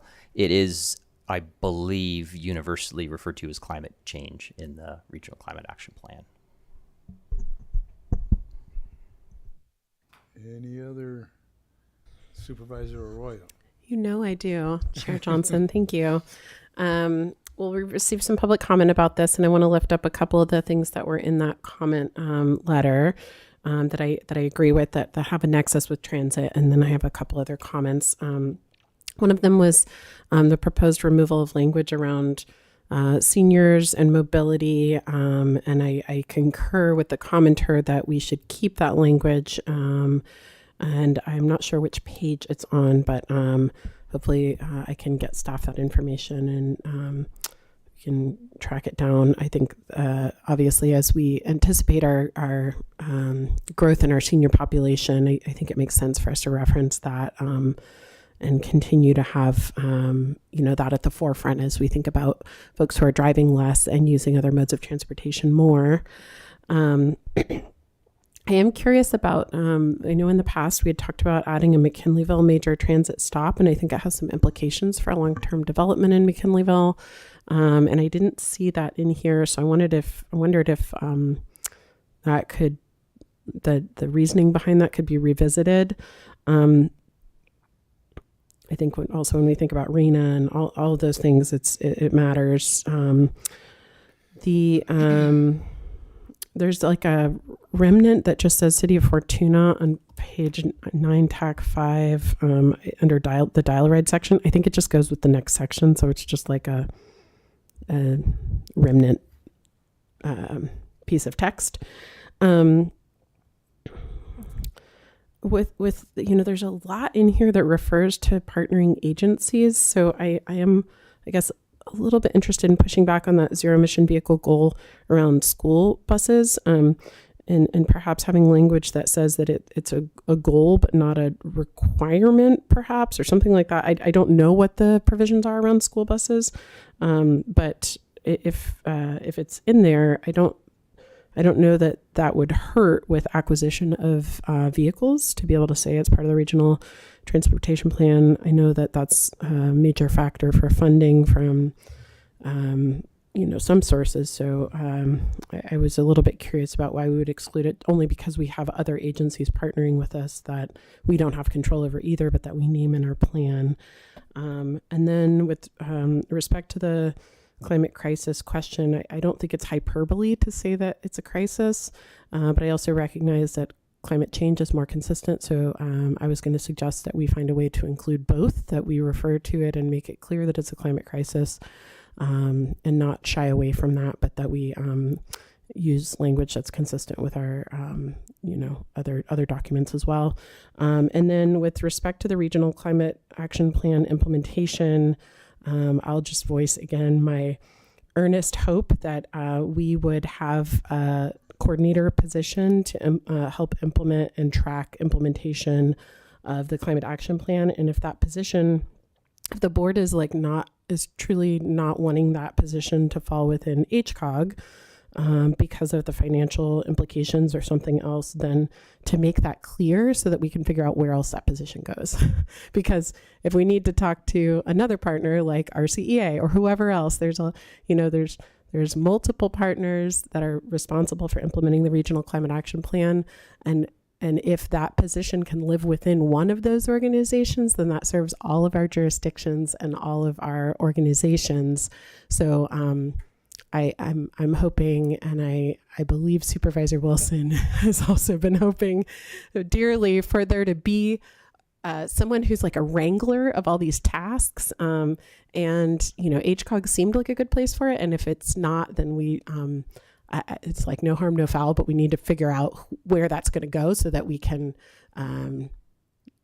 get a little kick in the butt of that work. So, that is my only other comment for now. Okay, thank you. Any other PAC or board comments? Yes. Go ahead, Mike. I just want to say I associate myself with all of those comments made by Supervisor Arroyo. Ditto. Yes. Well, I found a couple of typos I wanted to point out. Yeah, I understand, but I just love it when I can catch things that apparently the AI can't catch. So there's still a reason for people to be around, it seems like. The first is chapter 1, page 10. where the sentence says collaborating to complete. So I think one of those two completes is unnecessary. Okay. In regards to typos, Mayor Pro Tem, I'd be more than happy to receive those. If you could provide a list of those, we can make sure those get addressed. I only found one more. Oh, Can I okay. make a list, or can I just tell you? But the bad news is I can't find it now. It's on page 16. I'm not sure which chapter, but it's where in a heading it says NONE motorized, and I think it's probably should be non-motorized. Non-motorized doesn't really. I mean, it might make sense, but We may be exploring new linguistic strategies, I suppose. right. Yeah. Yeah. Excellent. And the other thing I noticed in at page 23 of chapter 2, 23 and 24, certain disadvantaged communities were mentioned, and then there was a reference to a figure 2.4, which I couldn't locate anywhere, including in the exhibits. So I'm just wondering, is there such a map, or? There should be, and it's certainly intended to be there. And we are working with a consultant to update those maps. And so that is one of the things that is in process. If for some reason it wasn't in the packet, we'll of course make sure that is updated, included as part of the public draft. Be, one of the exhibits then, right? Correct, Yeah, okay. correct. And they're all packaged Good. together. Yeah. Well, with respect to the climate change versus climate crisis controversy, I can sort of see if you overuse the idea of a crisis, it loses its impact to some extent. In other words, if everything is a crisis, then kind of nothing is a crisis. So maybe that's a reason to dial it back a little.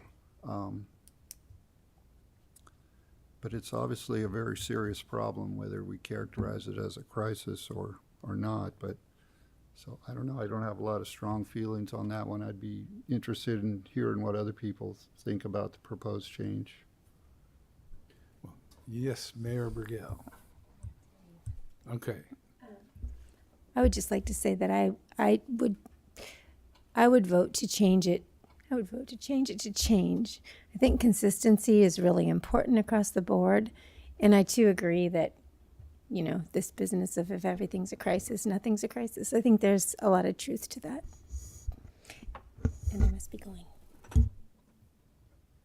On that line, I liked what Supervisor Arroyo suggested, and I don't know if I'm characterizing it the same as what you meant, but what I was thinking, kind of going off what you said, is to maybe we could acknowledge at the beginning of the document that we do see this as a crisis, and we will be referring to it as climate change, so that the language is consistent, but there is some acknowledgement in the document that it is a crisis. I don't know if that's exactly what you meant, but it's my take on it. I like that idea too. I agree with Salazar on that one. I think we have consensus on that. Well, if the chair's ready for a motion, I would. Well, move- we have to go public comment Okay, first. Yeah, and before we do that, just before I lose my train of thought here, I wanted to follow up on a few of the comments from PAC member Arroyo, because I think they're important. Major transit stops. So this was something, and it was before my time, but I believe in 2023 or 2024, an amendment to the RTP was brought forward to designate certain stops in Humboldt as a major transit stop. And this has some significance in CEQA and land use world, because if you have major transit stops near certain housing projects, it offers an exemption for VMT analysis in your CEQA documents. Also, it offers a local agency an ability to reduce parking minimums and some other things that would be part of usual building code things. So in the definition of the code, the new CEQA code that was brought in as part of SB 743, they defined it in such a way that no transit stops in Humboldt qualified. but they provided a provision in there saying, or as identified in the applicable regional transportation plan. So this RTP folds in those major transit stops that were brought in at that time. This would be a time, and of course we're in the public comment period to consider if there's any warrant in adding additional stops as part of this update, which again could help in the CEQA area or the local land use area. So just to throw that out there and to provide some context. For the elderly population area, that was a comment that came forward because there was a proposed removal of some language. It was discussed at length at the SS TAC meeting because the way it was presented was not necessarily directly referencing any specific data. What you'll actually see in the current version that is in front of you today is the data in the table has been updated and offers some look at trends, RTP over RTP. So language referencing and actually finding the trend over time that we do in fact have an aging population, but also a population that is getting younger as well. It's the middle where we're really missing. So I think the intent of that language has been brought back and strengthened by, again, looking at ACS data over the last 10 years. So that is a revision that has since occurred.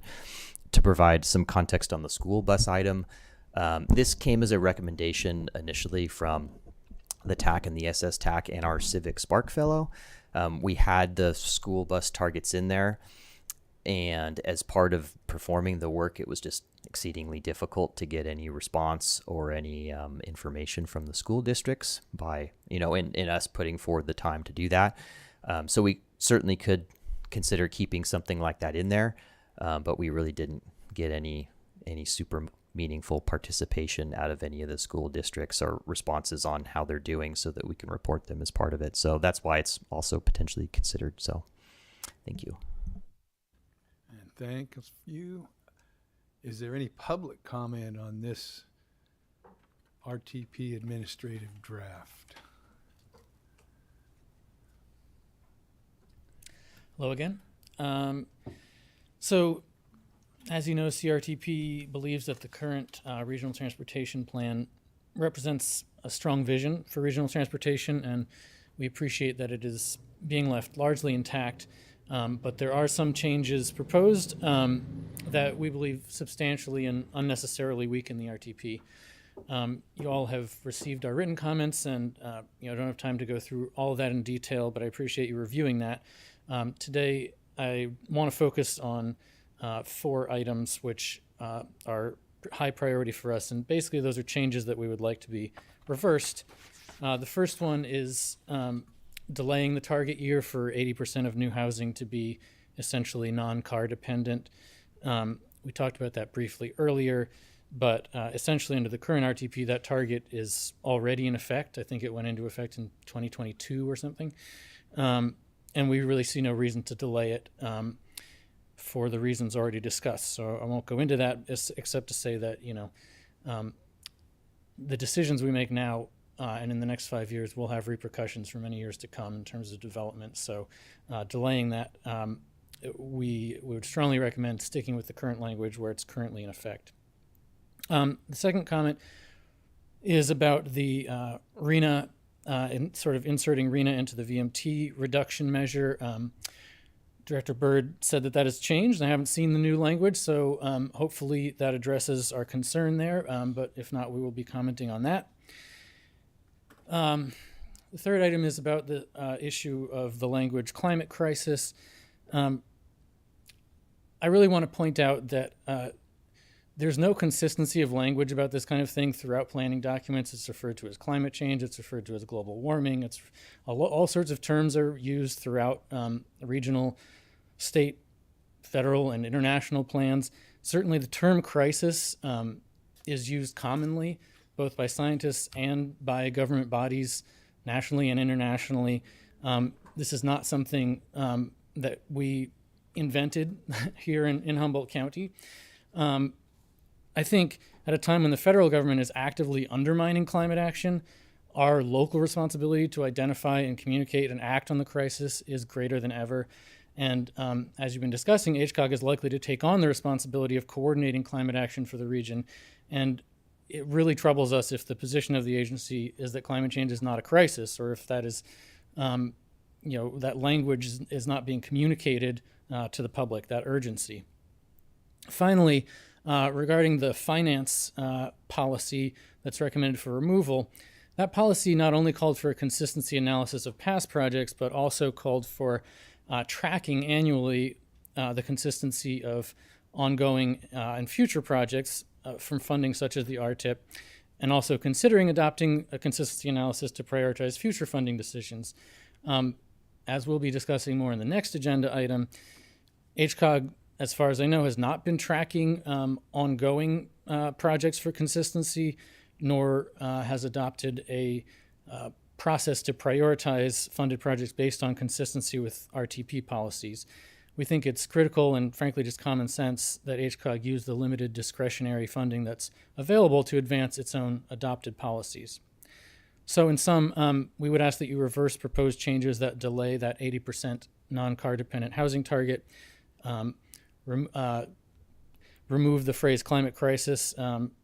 We would request that you keep that phrase, and also the change that removes the obligation to ensure discretionary funding is spent to advance HCOG's policies. Thank you. Thank you. Is there any other public comment on this item?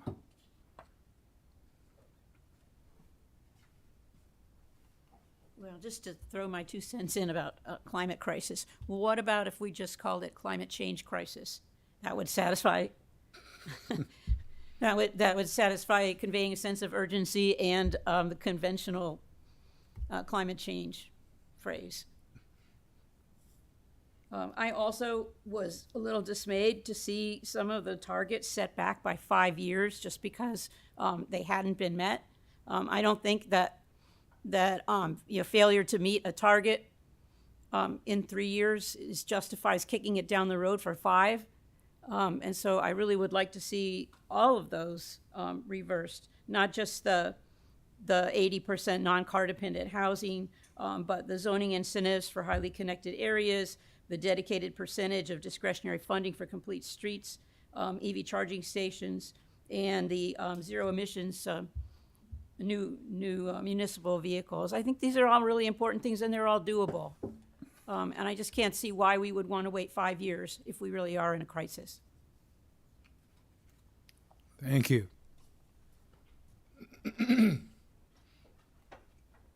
I just want to speak to the major transit stops. They're great, and I haven't looked to see what the next most busy stop is, but we'd be happy to have more in Eureka. What's cool about it is that state law that reduces parking within a half mile of the major transit stops, it applies to not just local agencies, but also the state. So it applies in our coastal zone. When you adopted it, we didn't have to, it took effect. So that was really helpful because our LCP is really out of date. We're working on it, but it has very draconian parking requirements. And so it was great when you guys adopted that, and just totally support the major transit stops. Thanks. Thank you. And I believe JM is online. Good evening again. Yes, this is Julie out in Blue Lake. I would like to thank for the QR code earlier for the survey. I'll do my best to get that around the community as well. I think that's really important and crucial, and really finalizing what the community needs, because during COVID, ridership was down so bad and it really never rebounded. And that's been a topic that's been brought up, multiple times. And to really justify investing in these programs for ridership is something if we don't have the demand, then we obviously do we need the supply. And I'm really concerned with all the climate talk, because just to even get one hydrogen bus, the supplies come from over 500 suppliers, China, South Korea. It is you think about the imprint that one hydrogen bus makes, and the fact that their lifespan is very short and decreases. And when you drive by Cummins Electrical Diesel Shop, what do we see there? Most of the times it's electric school buses for the kids. Especially I see lots of them out there from Hayfork and Willow Creek or Outer Lang areas. So I think when we're trying to enforce a lot of this stuff, the public wasn't really educated on what was brought forward in the climate action plan and in our transit needs. So doing, as a board, try to do the best that we can to get this information out there in a way that the public can digest and really understand what the Board of Supervisors already passed with our climate action plan, how you will incorporate it in your decision making. But I think we really need a reality check here in Humboldt that we are not like the rest of the world, and we shouldn't be supporting bringing in supplies that are coming from other countries that are actually causing more of a carbon imprint than we're trying to save and protect. Transit's super important though, and I do think that hospitals are really important too. Like if we can work on trying to get some a good route to Reading and stuff like that would really help out, because right now medically here in Humboldt everybody's really constrained. In any way that we can, in that survey, potentially like see what people are going out of the area for medical treatment, and if that's something that we could focus on as well. Thank you. Thank you. So, and we come, any other comments from the board? Let's see. I have a question, I guess, of our ED, and I'd like to thank Dr. Ring for coming this evening and sharing her ideas with us. But it raises to me the idea that if we decide not to push back the goal of 80% of new housing, would our jurisdictions then even have more difficulty in meeting the numbers that the state expects them to meet? Because in addition to everything else, new housing would have to be, close enough to transit and walkable and bikeable. I'm not sure exactly what those mean, but yeah, I could offer a little bit more context, and maybe that would be helpful. Maybe if you.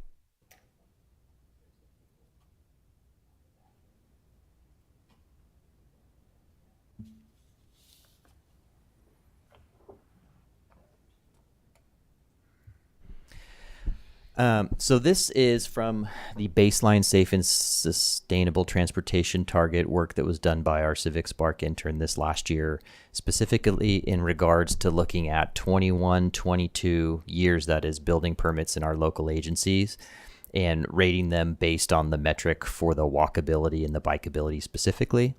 The metric also references transit, but we had a difficult time getting that one wrapped in there with the table. So right now it's just those two metrics that you're seeing.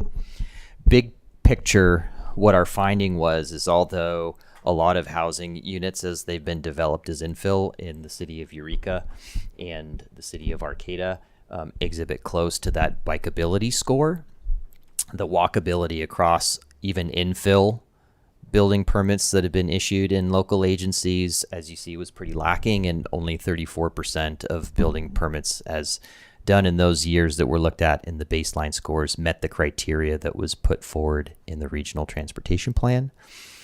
The bikeability one is one that's measured based on infrastructure. It's not distance. So that's just looking at, are there a lot of hills? Are there bike lanes that take you all the way from the housing unit all the way to the downtown area where your services are necessary? As you see, some jurisdictions are close to meeting that with building permits that are happening within their infill areas, but many others aren't. And that's an indication of the fact that continued work needs to happen to provide that infrastructure and that access for things such as bikes, so it's not just vehicles. And so when we talk about pushing it back 5 years, that's the recognition that as it pertains to something like a bikeability score, even an infill project still needs a little bit of help in modernizing the infrastructure so that the access between the new housing unit and the downtown area can actually be made. The walkability is a little bit more difficult because that's based solely on distance and time as a function of distance. And what you see there is, even with how it's written in the RTP now, even in a lot of infill housing units, and I can only speak to Fortuna's because I happened to be there during this time and I know what projects were completed at that time, but there's infill multi-housing projects that were the large number of building permits there that are just a shade outside of a 10-minute walk, and that's why they appear the way they appear. rather than bring forward like really diving in and looking at the metrics and what may need to be done to fully make it a little bit more understandable, or even think about what is the acceptable walkability number, I think the initial thing is just to recognize that a little bit more work needs to be done, and that even in the infill housing areas, we're not meeting the goals as stated. The only other thing I'll bring into it as a wrinkle as it pertains to housing elements is it's one thing to have a goal and to want to put all of those houses in the redevelopment areas and the downtown areas, but as Director Kenyon has noted a couple of times during our RENA hearings, justifying housing units through the RENA process in those heavily redevelopment areas can also be extremely difficult, where some of those infill areas that are still infill within the jurisdiction on a less constrained site are what oftentimes HCD is looking for in your housing element. So this is not viewed at on the staff side, or the recommendation is kicking it down the road. It's just the recognition that a little bit more needs to be done in order to make that a realistic goal across all of our jurisdictions. And that could include in future years considering rezoning and things that would ultimately make it so that more non-residential type uses could come into residential heavy areas, because another way you can attack the distance a residential area is from an area of services to rethink zoning and to do things like that too. But if that was to be done and to be a helpful goal as part of meeting our objectives, that takes time as well. So again, that's just a little bit more context for why that change is being recommended to be considered. All right, thank you. I'd just like to note Blue Lake is 100% walkable and bikeable. Okay. So, I had another question about something. It had to do with changing the phrase all new housing to RENA approved housing. Do you know what I'm talking about? I do. And the RENA was the first version of it, and we got some comments, including from CRTP and others, that the first revision of the language kind of missed the mark, and then we tended to agree. We have reauthored it, and what it says is that regional housing development will work towards a decrease in regional VMT, or in countywide VMT. And that's paraphrasing it, probably says it a little bit more directly in the target, but the intent is to say, hey, we're making decisions, we're doing development patterns, which will continue to focus on infill and reducing VMT.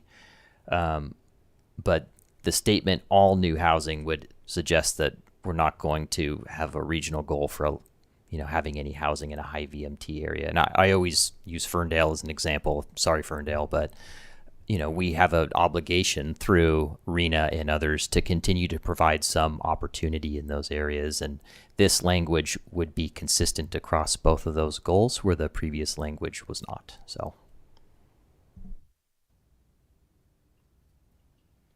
Okay, thank you. So what is the pleasure of the board? We have a motion here. What? I just want to say that I was grateful to hear about the transit stops, or the high volume transit stops, what we're calling it. And I'm even more grateful to hear that the city of Eureka is excited about that. So I'm hoping that more jurisdictions can take advantage of that as part of these processes. And I think we should encourage that as much as possible. Thanks. Chair Johnson, can I make a Yes. couple of comments? I forgot to bring this up before, but there's a couple of updates that I would suggest to the aviation section of this. It details some of our stops and starts of different service, but I think this was written before we had cemented the new air service to Seattle. We did sign the contract for that, or we voted on it this week. So that goes through a saga of other aviation services, but it doesn't mention that. So I figured that we should have that in there. And then I do not think Amtrak goes to the airport. My understanding is they go to the Arcata Transit Center, but if I am wrong, I will eat my words. And with respect to the major transit stops, yes, we all, I think, like them, but this board designates them. It's HCOG's job to say which ones they are, and it doesn't fall to anybody else's jurisdiction. So I think that the question I was asking is, are we going to include the once proposed one in McKinleyville, and or open up the conversation about having additional named major transit stops? This could always be a modification to the RTP, I think, at any time. But if there's interest in reopening that conversation and talking about which ones those should be, I know I would see benefit to that. It's really a land use benefit and development benefit that it offers.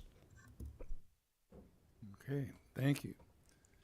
So back to where we're at. We have a motion here in front of us, or what is the pleasure of the board?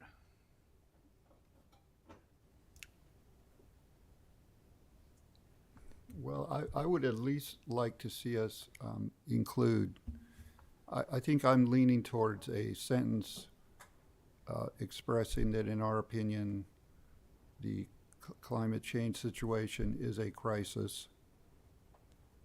So I think we should include that. And Supervisor Arroyo had a number of points that I think I agreed with, but there were so many of them, I can't articulate them all right now.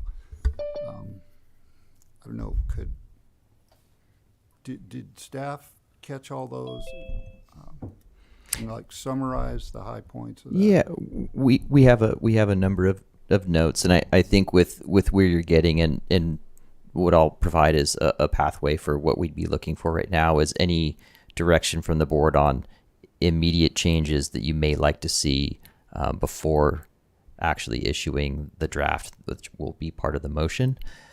Anything beyond that are things, of course, we have notes and we can consider those revisions through the public comment period and leading up into the final. So I only make that distinction, noting that right now, assuming the board is generally comfortable with approving the current draft, just any last things that you may like to see revised before that goes out for formal public comment.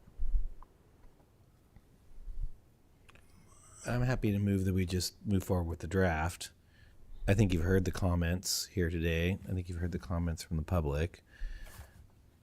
I don't think putting any of those comments in this moment is going to make any major change to where it's going, knowing that we have these issues. I mean, yeah, I think it's a draft.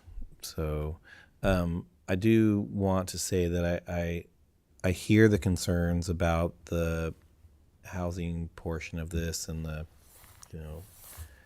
walkability and the connection. I think we'll get there. On the climate crisis versus change part, I'm not super leaning one way or the other, but I will say it is the crisis. I mean, all the other crises we might imagine we have are going to be subsumed by this one. So or at least enhanced, or at least made worse. So, so from my perspective, I don't mind that word, but I'm willing to move this forward the way that it is, unless any other board member has something really specific that they want to add or subtract. So, I'm happy to make that motion. Councilmember Jorgensen. My comment on change or crisis, when I read change, I was comfortable with that, which means we can live with it. Crisis is not something we're comfortable with, and it's something potentially we can't live with. So I would go with crisis we're at that point, and maybe send a final copy to the executive branch. You're supposed to smile. Councilmember Sawatsky, or Mayor Sawatsky. Thank you. I think again, it is a crisis. I just want people who don't think it's a crisis to read it. So I think that more people will read it if it says change instead of crisis, and that's the reason. Is I want people who aren't convinced it's a crisis to read it. So I would hope more people would view it that way. Thank you. I think has the motion been seconded? Yeah. Well, I will second the motion to put this forward as a draft. You didn't know you made the motion, huh? Can I ask a process question as far as, because I heard you say that you liked some of what I had to say, but it was too bountiful. So when it comes back to us for adoption of a final, would it be helpful for those of us who have a number of comments, including Mayor Kinney and I, who to just write those and send them directly to staff, or do you want to transcribe them from the video? I have them transcribed, but I'd be happy to have some direct contact as well, because of course that's what we want to do is converge on these things together. So as a nerd, I will go through and write out all my additional thoughts. Thanks. Thank you. Okay, so we have a motion and a second to move the administrative draft forward with some changes that will come through. So with that, all in favor? Aye. Aye. Aye. Opposed? None. So keeping in line, you have another task. So that brings us to reconvening as the HCOG board with a motion, and as we convene by motion, we will also be approving the PAC recommendations. Oh, I missed something here, as usual, the RTIP. So with that, the PAC will review and consider recommending the HCOG board amend the RTIP. We have a staff report. We do, and thank you for the opportunity for one last task, not to go back to that well, but we will be launching briefly one last PowerPoint to help guide us through this last item, which is the draft 2026 Regional Transportation Improvement Program, which is the plan that's put together by HCOG and all RTPAs and MPOs every 2 years to program STIP funding for the current cycle. So this is the 2026 STIP. So we did go over these at pretty good length at our last board meeting, with the idea being to really get the projects out there and the TAC funding recommendations out there, and to foster any discussion and get any questions asked at that time. So I don't plan to go into the projects themselves in detail, but I will bring up here again the tax funding recommendation, and this is the funding recommendation that the board directed staff to move forward with in the 2026 RTIP as a result of our meeting in October. So this has gone back to the TAC for their review of the draft 2026 RTIP. That was at our meeting earlier this month. They have passed forward the same recommendations. So on the right-hand side, you'll see the funding recommendations for the projects. As a refresher, we received funding requests for 8 projects from 6 agencies. The recommendation from the TAC, and that was reviewed and concurred upon by the HCOG board in October, was funding for the South Arcata Multimodal Safety Improvements Plan, or SAMSIP, for the city of Arcata. That would fund the PA&ED phase for that project. Some construction funding for a continued phase of the City of Blue Lakes Truck Route project to the tune of $625,000.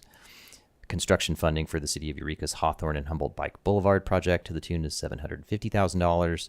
Funding for the City of Ferndale's Francis Street Rehabilitation Project in the amount of $425,000, and funding for the City of Fortuna's Kenmar and Ross Hill Road Intersection Improvement Project for $500,000.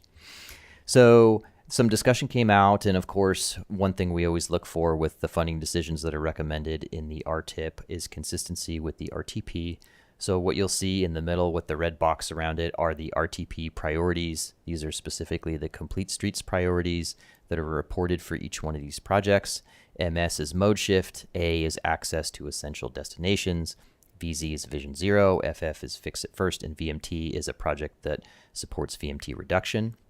So you'll see that the projects that were nominated through the public process for each of the HCOG member agencies that were brought forward for consideration this cycle, all of them meet at least 2 of those criteria, or reported as meeting 2 of those criteria, and most of them meet 3 or more of those criteria. So a little bit of additional detail, and again, as I noted, this came back to the TAC at their meeting earlier in November. Some things that were talked about at the board meeting last month, I just wanted to provide some updates on. So as presented in the funding recommendation, there are a number of construction projects. There's 3 of them, and each one of them had a funding recommendation that was below the initial ask. So one of the things that staff was working on with those agencies was concurrence that they could deliver the project phases that they are proposing with the funding that is recommended.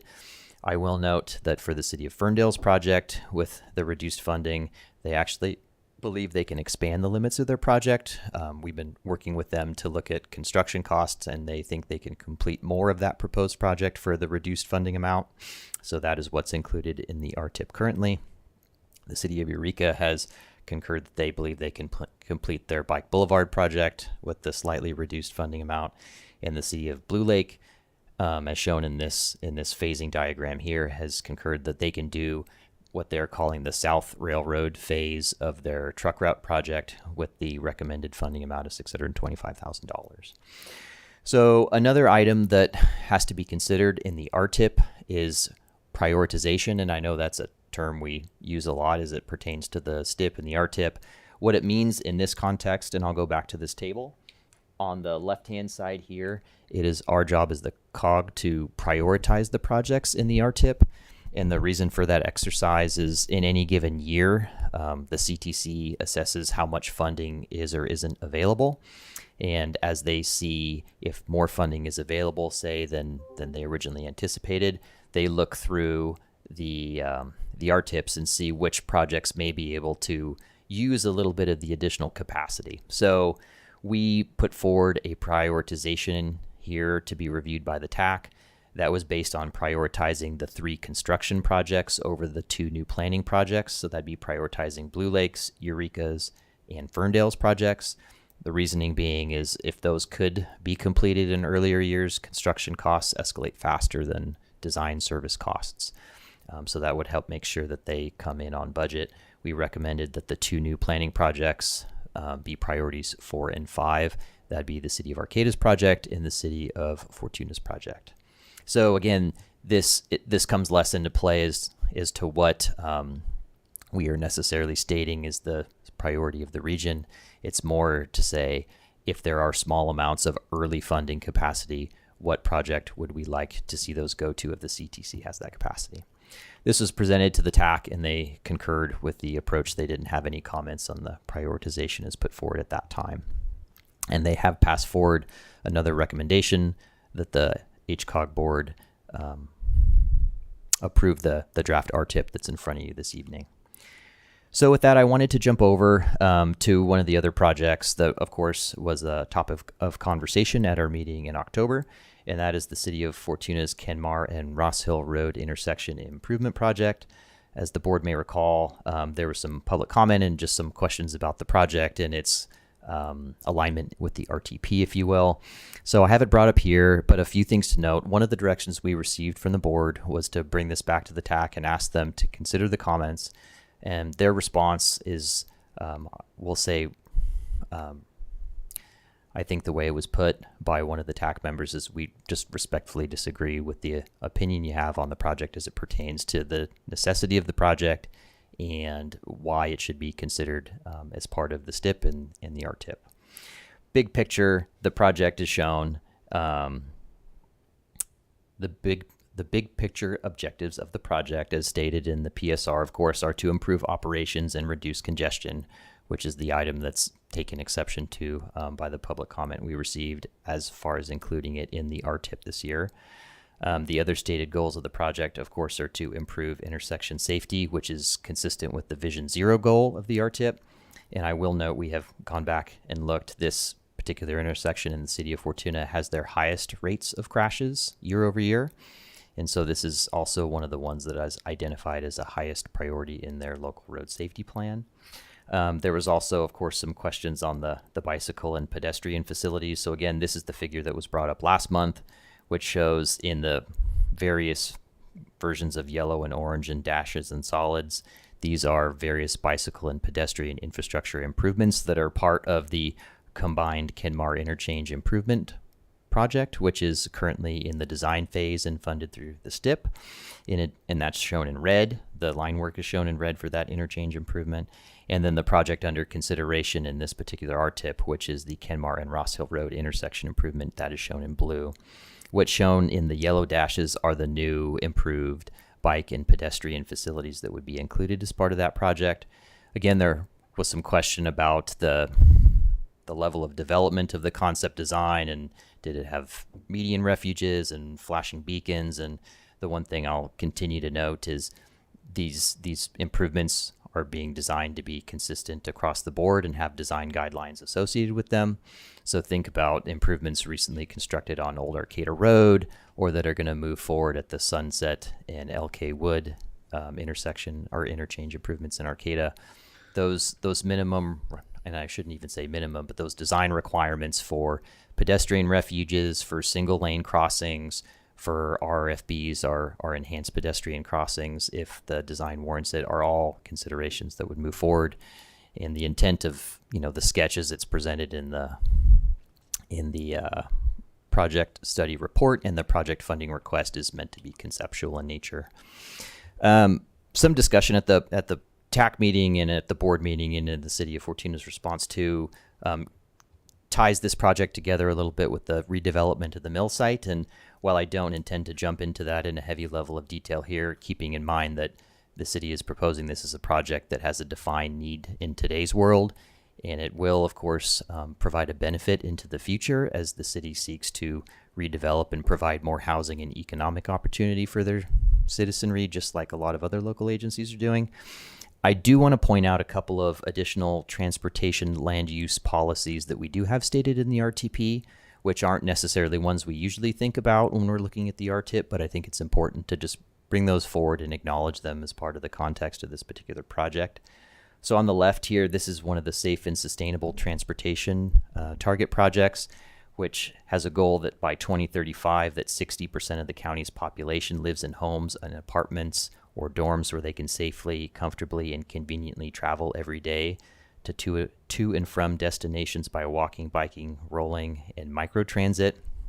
And that, of course, includes employment.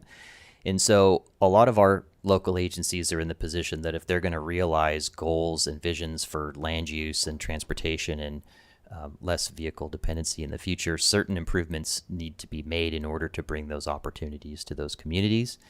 And that is a goal that we believe is also consistent with the types of projects proposed here. We do have a number of land use policy goals that are part of the land use transportation chapter. I believe it's chapter 6. Most notably land use policy 5, which is that HCOG shall support and work towards increasing coordination with land use decision-making agencies and identify and prioritize specific transportation investments needed to support compact mixed-use redevelopment, or development is actually how it's stated. There's a number of them in there. I won't go through and read them all, but I would just like to point out that the RTP as written certainly supports the implementation of redevelopment of compact mixed use and of transportation investments that help bring those into reality, which is one of the many things that the city of Fortuna, I know, is working on and will continue to work on. So I will leave it at that and hand it back to the board and others for discussion, but it is staff's recommendation at this time that the board approve resolution 2522, which would amend the 2022 RTP to include the projects proposed by the city of Eureka and the city of Ferndale. And I will note again, we talked about this last time, those two projects aren't in the current RTP. So they would have to be for consideration to get funding this time around, and that is simply done via an additional resolution. And to also approve Resolution 2523, adopting the 2026 Regional Transportation Improvement Program. If both of those things move forward, our next steps as staff will be to finalize the draft RTIP and submit to Caltrans prior to our December 15th deadline, which is just next month. So with that, I'll hand it back to the board. Okay, thank you for that, and we will open public comment in a moment. But first, are there any questions or comments from the board? Could you refresh my memory? Who all is on the TAC again? I forgot. Yeah, it's representatives from each of the HCOG member agencies, so that's the 7 cities and the county. There are additional voting and non-voting seats from other agencies like CHP. We have tribal representatives. We have representatives from HTA as well. But it tends to be the public works and more notably the engineering folks or the technical background folks from each of those represented agencies. Thank you.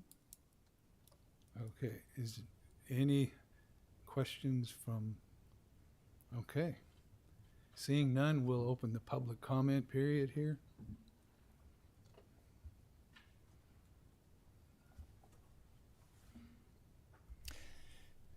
Good evening, I guess. It's the evening now. So at their last meeting, and frankly at many meetings in recent years, TAC members have clearly expressed their position that each agency should be able to pick and prioritize its own projects funded by the RTIP, and those decisions should be honored by HCOG regardless of policies, priorities, or goals of the region as a whole. If you follow that argument, it's really unclear what the purpose of having an RTP is, or really of having HCOG as a regional transportation planning agency. HCOG and the RTP exist to establish regional plans, policies, and priorities which guide transportation decision-making in the region. Funding individual agencies to do what they want, regardless of those plans and policies, which is essentially the TAC's position, really flies in the face of HCOG's reason for existence. So, despite the TAC's objections, we strongly urge you to finally adopt a clear and objective process for assessing and prioritizing discretionary funding decisions based on alignment with adopted goals, targets, and policies. Regarding specifically the City of Fortuna's project, you've seen our comments in writing, which go into it in some detail, but I just want to point out, you can't reduce VMT by creating a project that increases vehicular capacity, which essentially by definition, all the research shows induces more driving. You also can't create VMT reducing land development by increasing capacity to allow more cars as a precondition for that development. And finally, you can't make bikes and pedestrians safe by providing essentially no infrastructure in a major vehicular intersection or requiring pedestrians to cross 3 or more uncontrolled lanes of traffic. The conceptual designs for that project that have been shown are not actually a standard modern single lane roundabout. They include additional slip lanes and double lanes in portions of the roundabout, which adds significant safety concerns. Even if you find the Fortuna project to be consistent and fund it this time, please take this opportunity to adopt those specific and objective standards that ensure that there is funding alignment with HCOG priorities in the future to avoid these kinds of controversies. Thank you.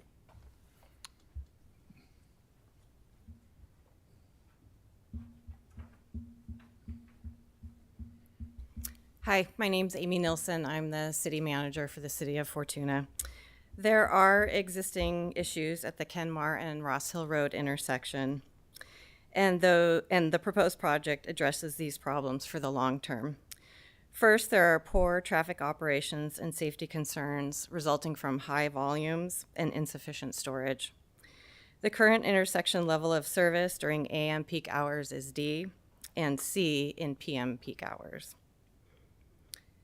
Conditions are projected to worsen to E in the future. Current movements experience 95th percentile queues that exceed available storage, causing traffic backups beyond safe queuing areas. Some of these impacts are due to the Caltrans permanent closure of the Drake Hill off-ramp. During the City of Fortuna's 2021 Local Road Safety Plan, the city solicited public input through an online interactive map and survey. Results identified safety as the primary concerns at intersections, followed by a lack of infrastructure, such as sidewalks and bike lanes. Second, this intersection has very limited bicycle and pedestrian facilities, resulting in a barrier to bicycle and pedestrian circulation and connectivity. Sidewalks exist only on the north side of Kenmar, east of the intersection. Bike lanes are extremely narrow and limited to Fortuna Boulevard. There are no continuous bike or pedestrian lanes at this intersection. The drawings presented for this project represent pre-design work, not detailed construction drawings. Many subsequent design phases will include detailed illustrations of bike and pedestrian accessibility, along with multiple opportunities for public input on bike and pedestrian accessibility. There are long-term benefits if this project is completed. First and foremost, the primary long-term benefit is significantly improved safety for drivers, motorists, pedestrians, and cyclists, supporting multimodal safety and functionality. A roundabout provides the greatest improvement in intersection performance. Roundabouts are inherently safer for all modes of transportation, reducing vehicle speeds and conflict points and providing shorter crossings with refuge islands. Second, there will be connectivity to planned trails. This project will connect to two planned Class 1 trail facilities, the Great Redwood Trail and the John Campbell Memorial Trail. The third long-term benefit will support the potential for mill site redevelopment. The adopted mill site-specific plan encourages a range of development options, including medium, high-density housing and identified RENA need, as well as commercial and industrial development. This could provide jobs and services in Fortuna that approximately 2,000 residents currently travel to other communities to access daily, thereby reducing VMT over time rather than increasing it. Thank you for the opportunity to address your board.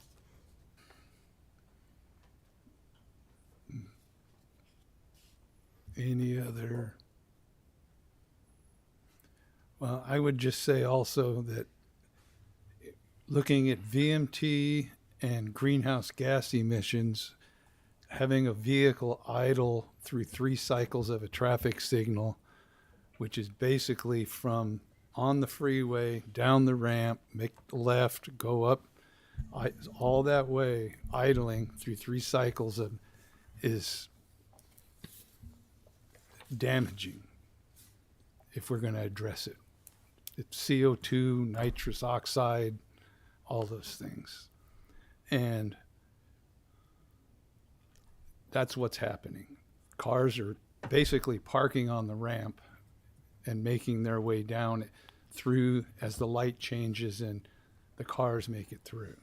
They move down, ahead, and when they're on the freeway, for safety purpose, looking at it through that, Vision Zero, they are, even if they're parked on the shoulder, they are near the travel's way and are in the hazard zone. So one way or another, it has to be addressed, as well as the opportunity to build jobs in Fortuna so that we don't have 2,000 vehicles a day driving into Eureka, McKinleyville, Arcata, where we could have them right there in Fortuna.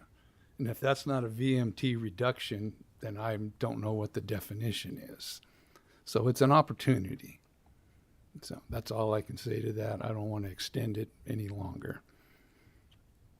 But we have a motion in front of us or a recommendation, and I'll leave it to the board. Yeah. Skip, did you? Are you ready for a motion? If you're ready. I am. I move that we approve Resolution 25, 2022 to and Resolution 2523 with the text that is in our packet. Second. So, Yeah, could I have a little bit of further discussion? I actually have another question for Colin, if he doesn't mind. Believe me, I'm not picking on you. I'm genuinely curious because I follow your group's logic that, improving intersections like this or roundabouts actually increase VMT. But does the coalition have an opinion about how should a jurisdiction then that has identified a congestion problem, how can they alleviate that without increasing VMT? It seems like a real conundrum that. Yeah, I mean, essentially, the only way long term to sustainably alleviate congestion is mode shift. I mean, all the research shows that if you have congestion and you increase capacity, any reduction in congestion is temporary. People fill the space back up essentially with driving. So that's why you get increased VMT. I think to reduce congestion over the long term, essentially you have to get people to use other modes of transportation. Understood. Thank you. One question for you, actually, before you leave. Was your argument the funding source being used, the RTIP, for this project, not the project itself, or just out of curiosity? I mean, I think we have objections to the project itself, obviously, but in terms of HCOG's jurisdiction, it would be HCOG deciding to use this discretionary funding for a project that we don't think is in alignment with HCOG's adopted policies. Thank you.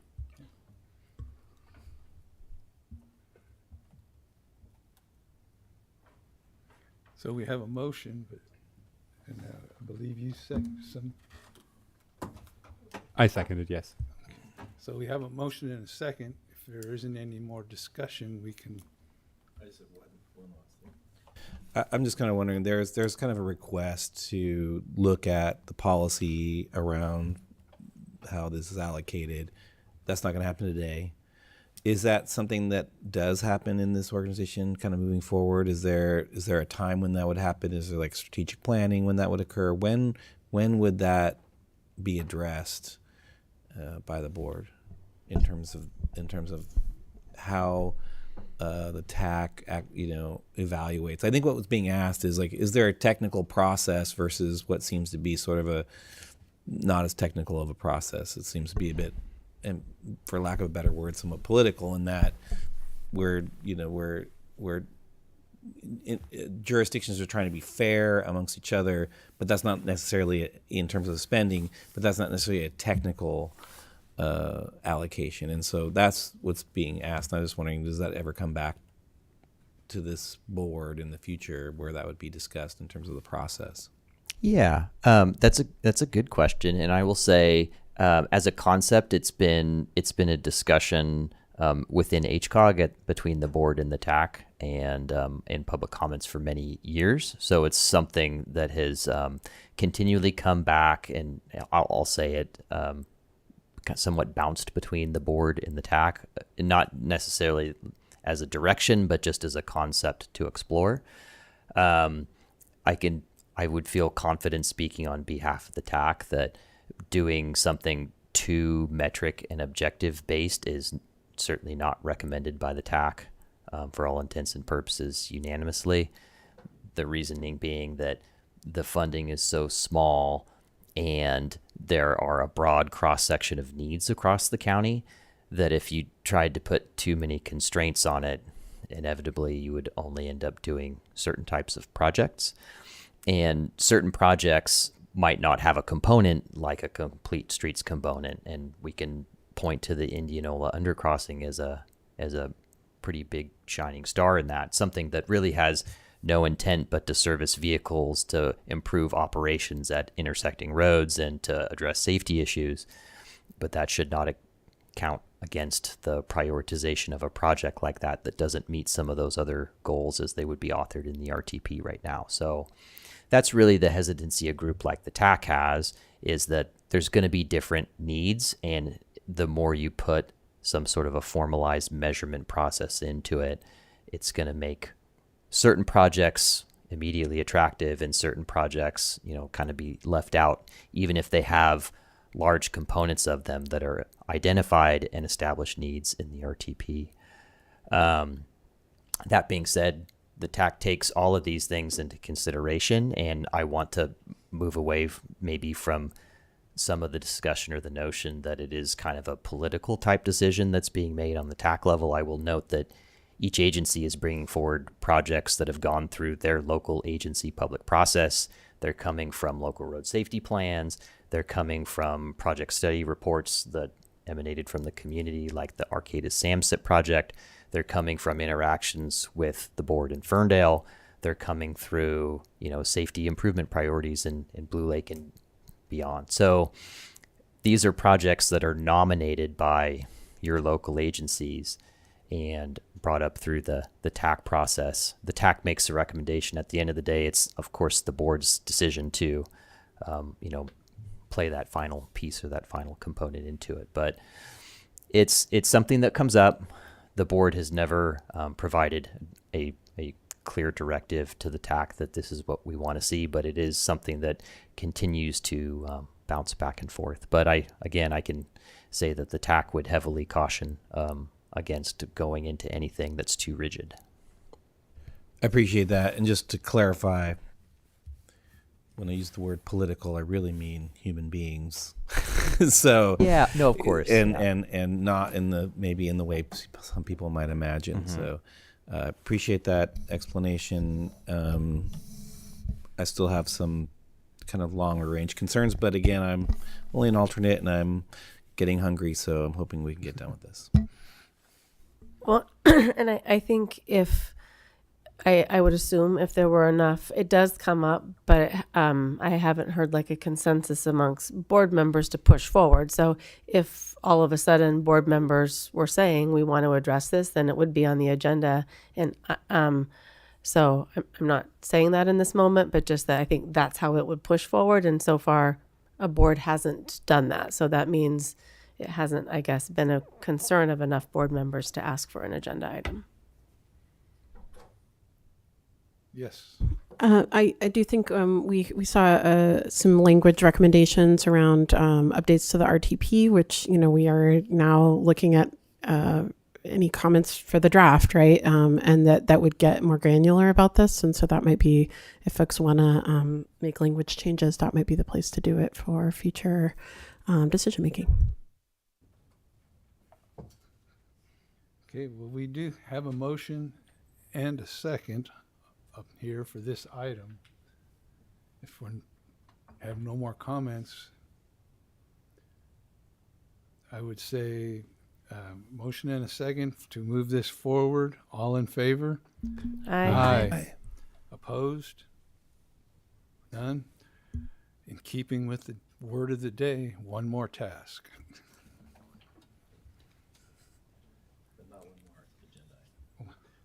No, well, I wish it was only one more agenda item. So at this point, we'll entertain a motion to reconvene as the HCOG board and approve the PAC recommendations.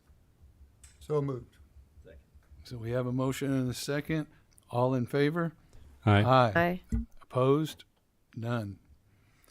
So we now come to HCOG staff and PAC member reports, starting with the executive director's report.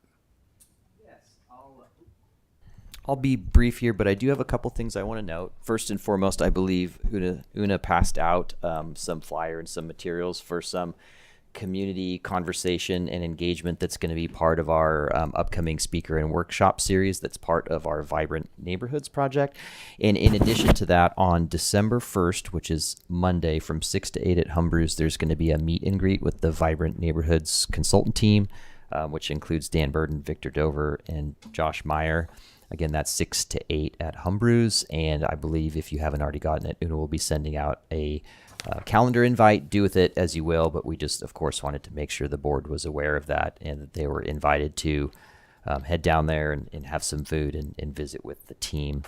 Outside of that, obviously, it was a pretty comprehensive meeting across a lot of the things that we're working on here at HCOG.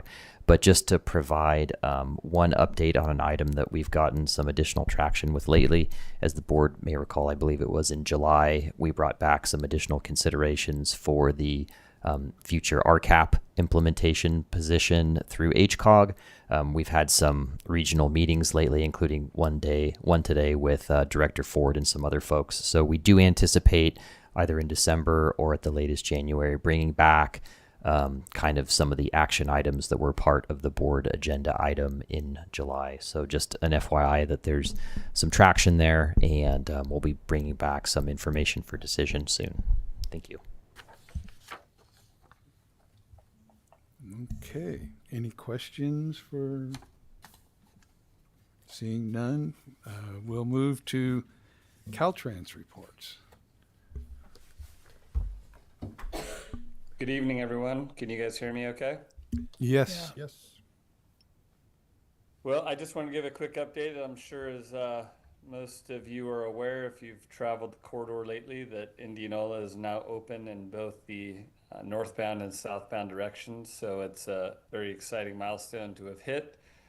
Indianola is still closed going in and coming out, but we've still got a little bit of work ahead of us to fully open and complete the project, which will include, and most all of this will be occurring in 2026. We do expect for the project to be fully completed by late summer, early fall of 26.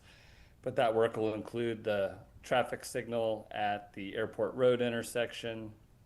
It'll include removing all of the remaining median crossings at the various locations in the corridor.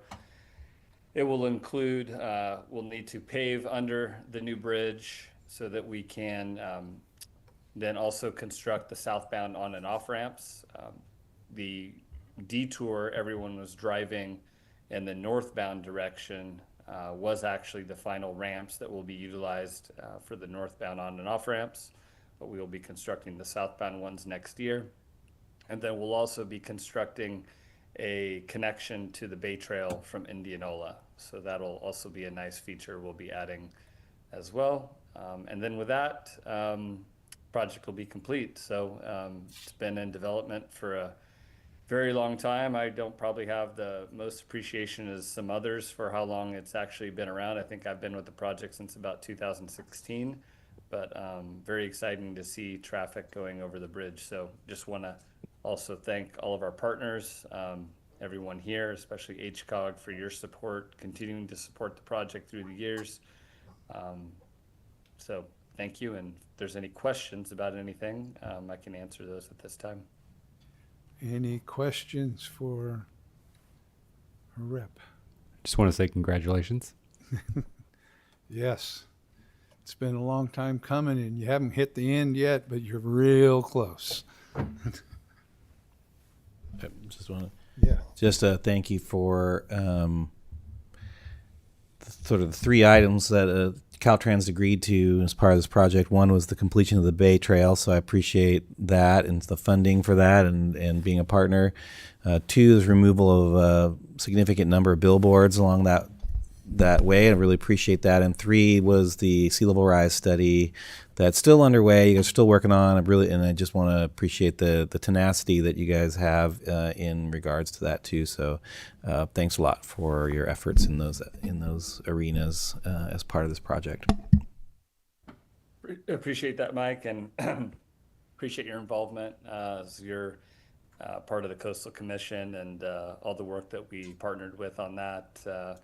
A lot of good times back then working through all those issues, and happy that we were able to accomplish the things that we did through the partnership with you guys. And more to come on that, because we have the Eureka Slough bridges that is a program project to replace those, and those will include separated pedestrian paths, and we'll also be connecting to the Bay Trail and the Eureka Waterfront Trail. So we'll be extending our connectivity as we get to that end of the corridor. So more exciting things to happen and tying into that great trail network that exists and was recently completed by the county.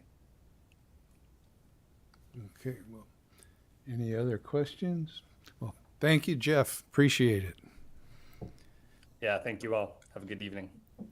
And we're at PAC and board member reports, and I didn't ask if you had anything to report. Just a couple more. Caltrans District 1 is beginning work on corridor management plans for US 101 and State Route 36.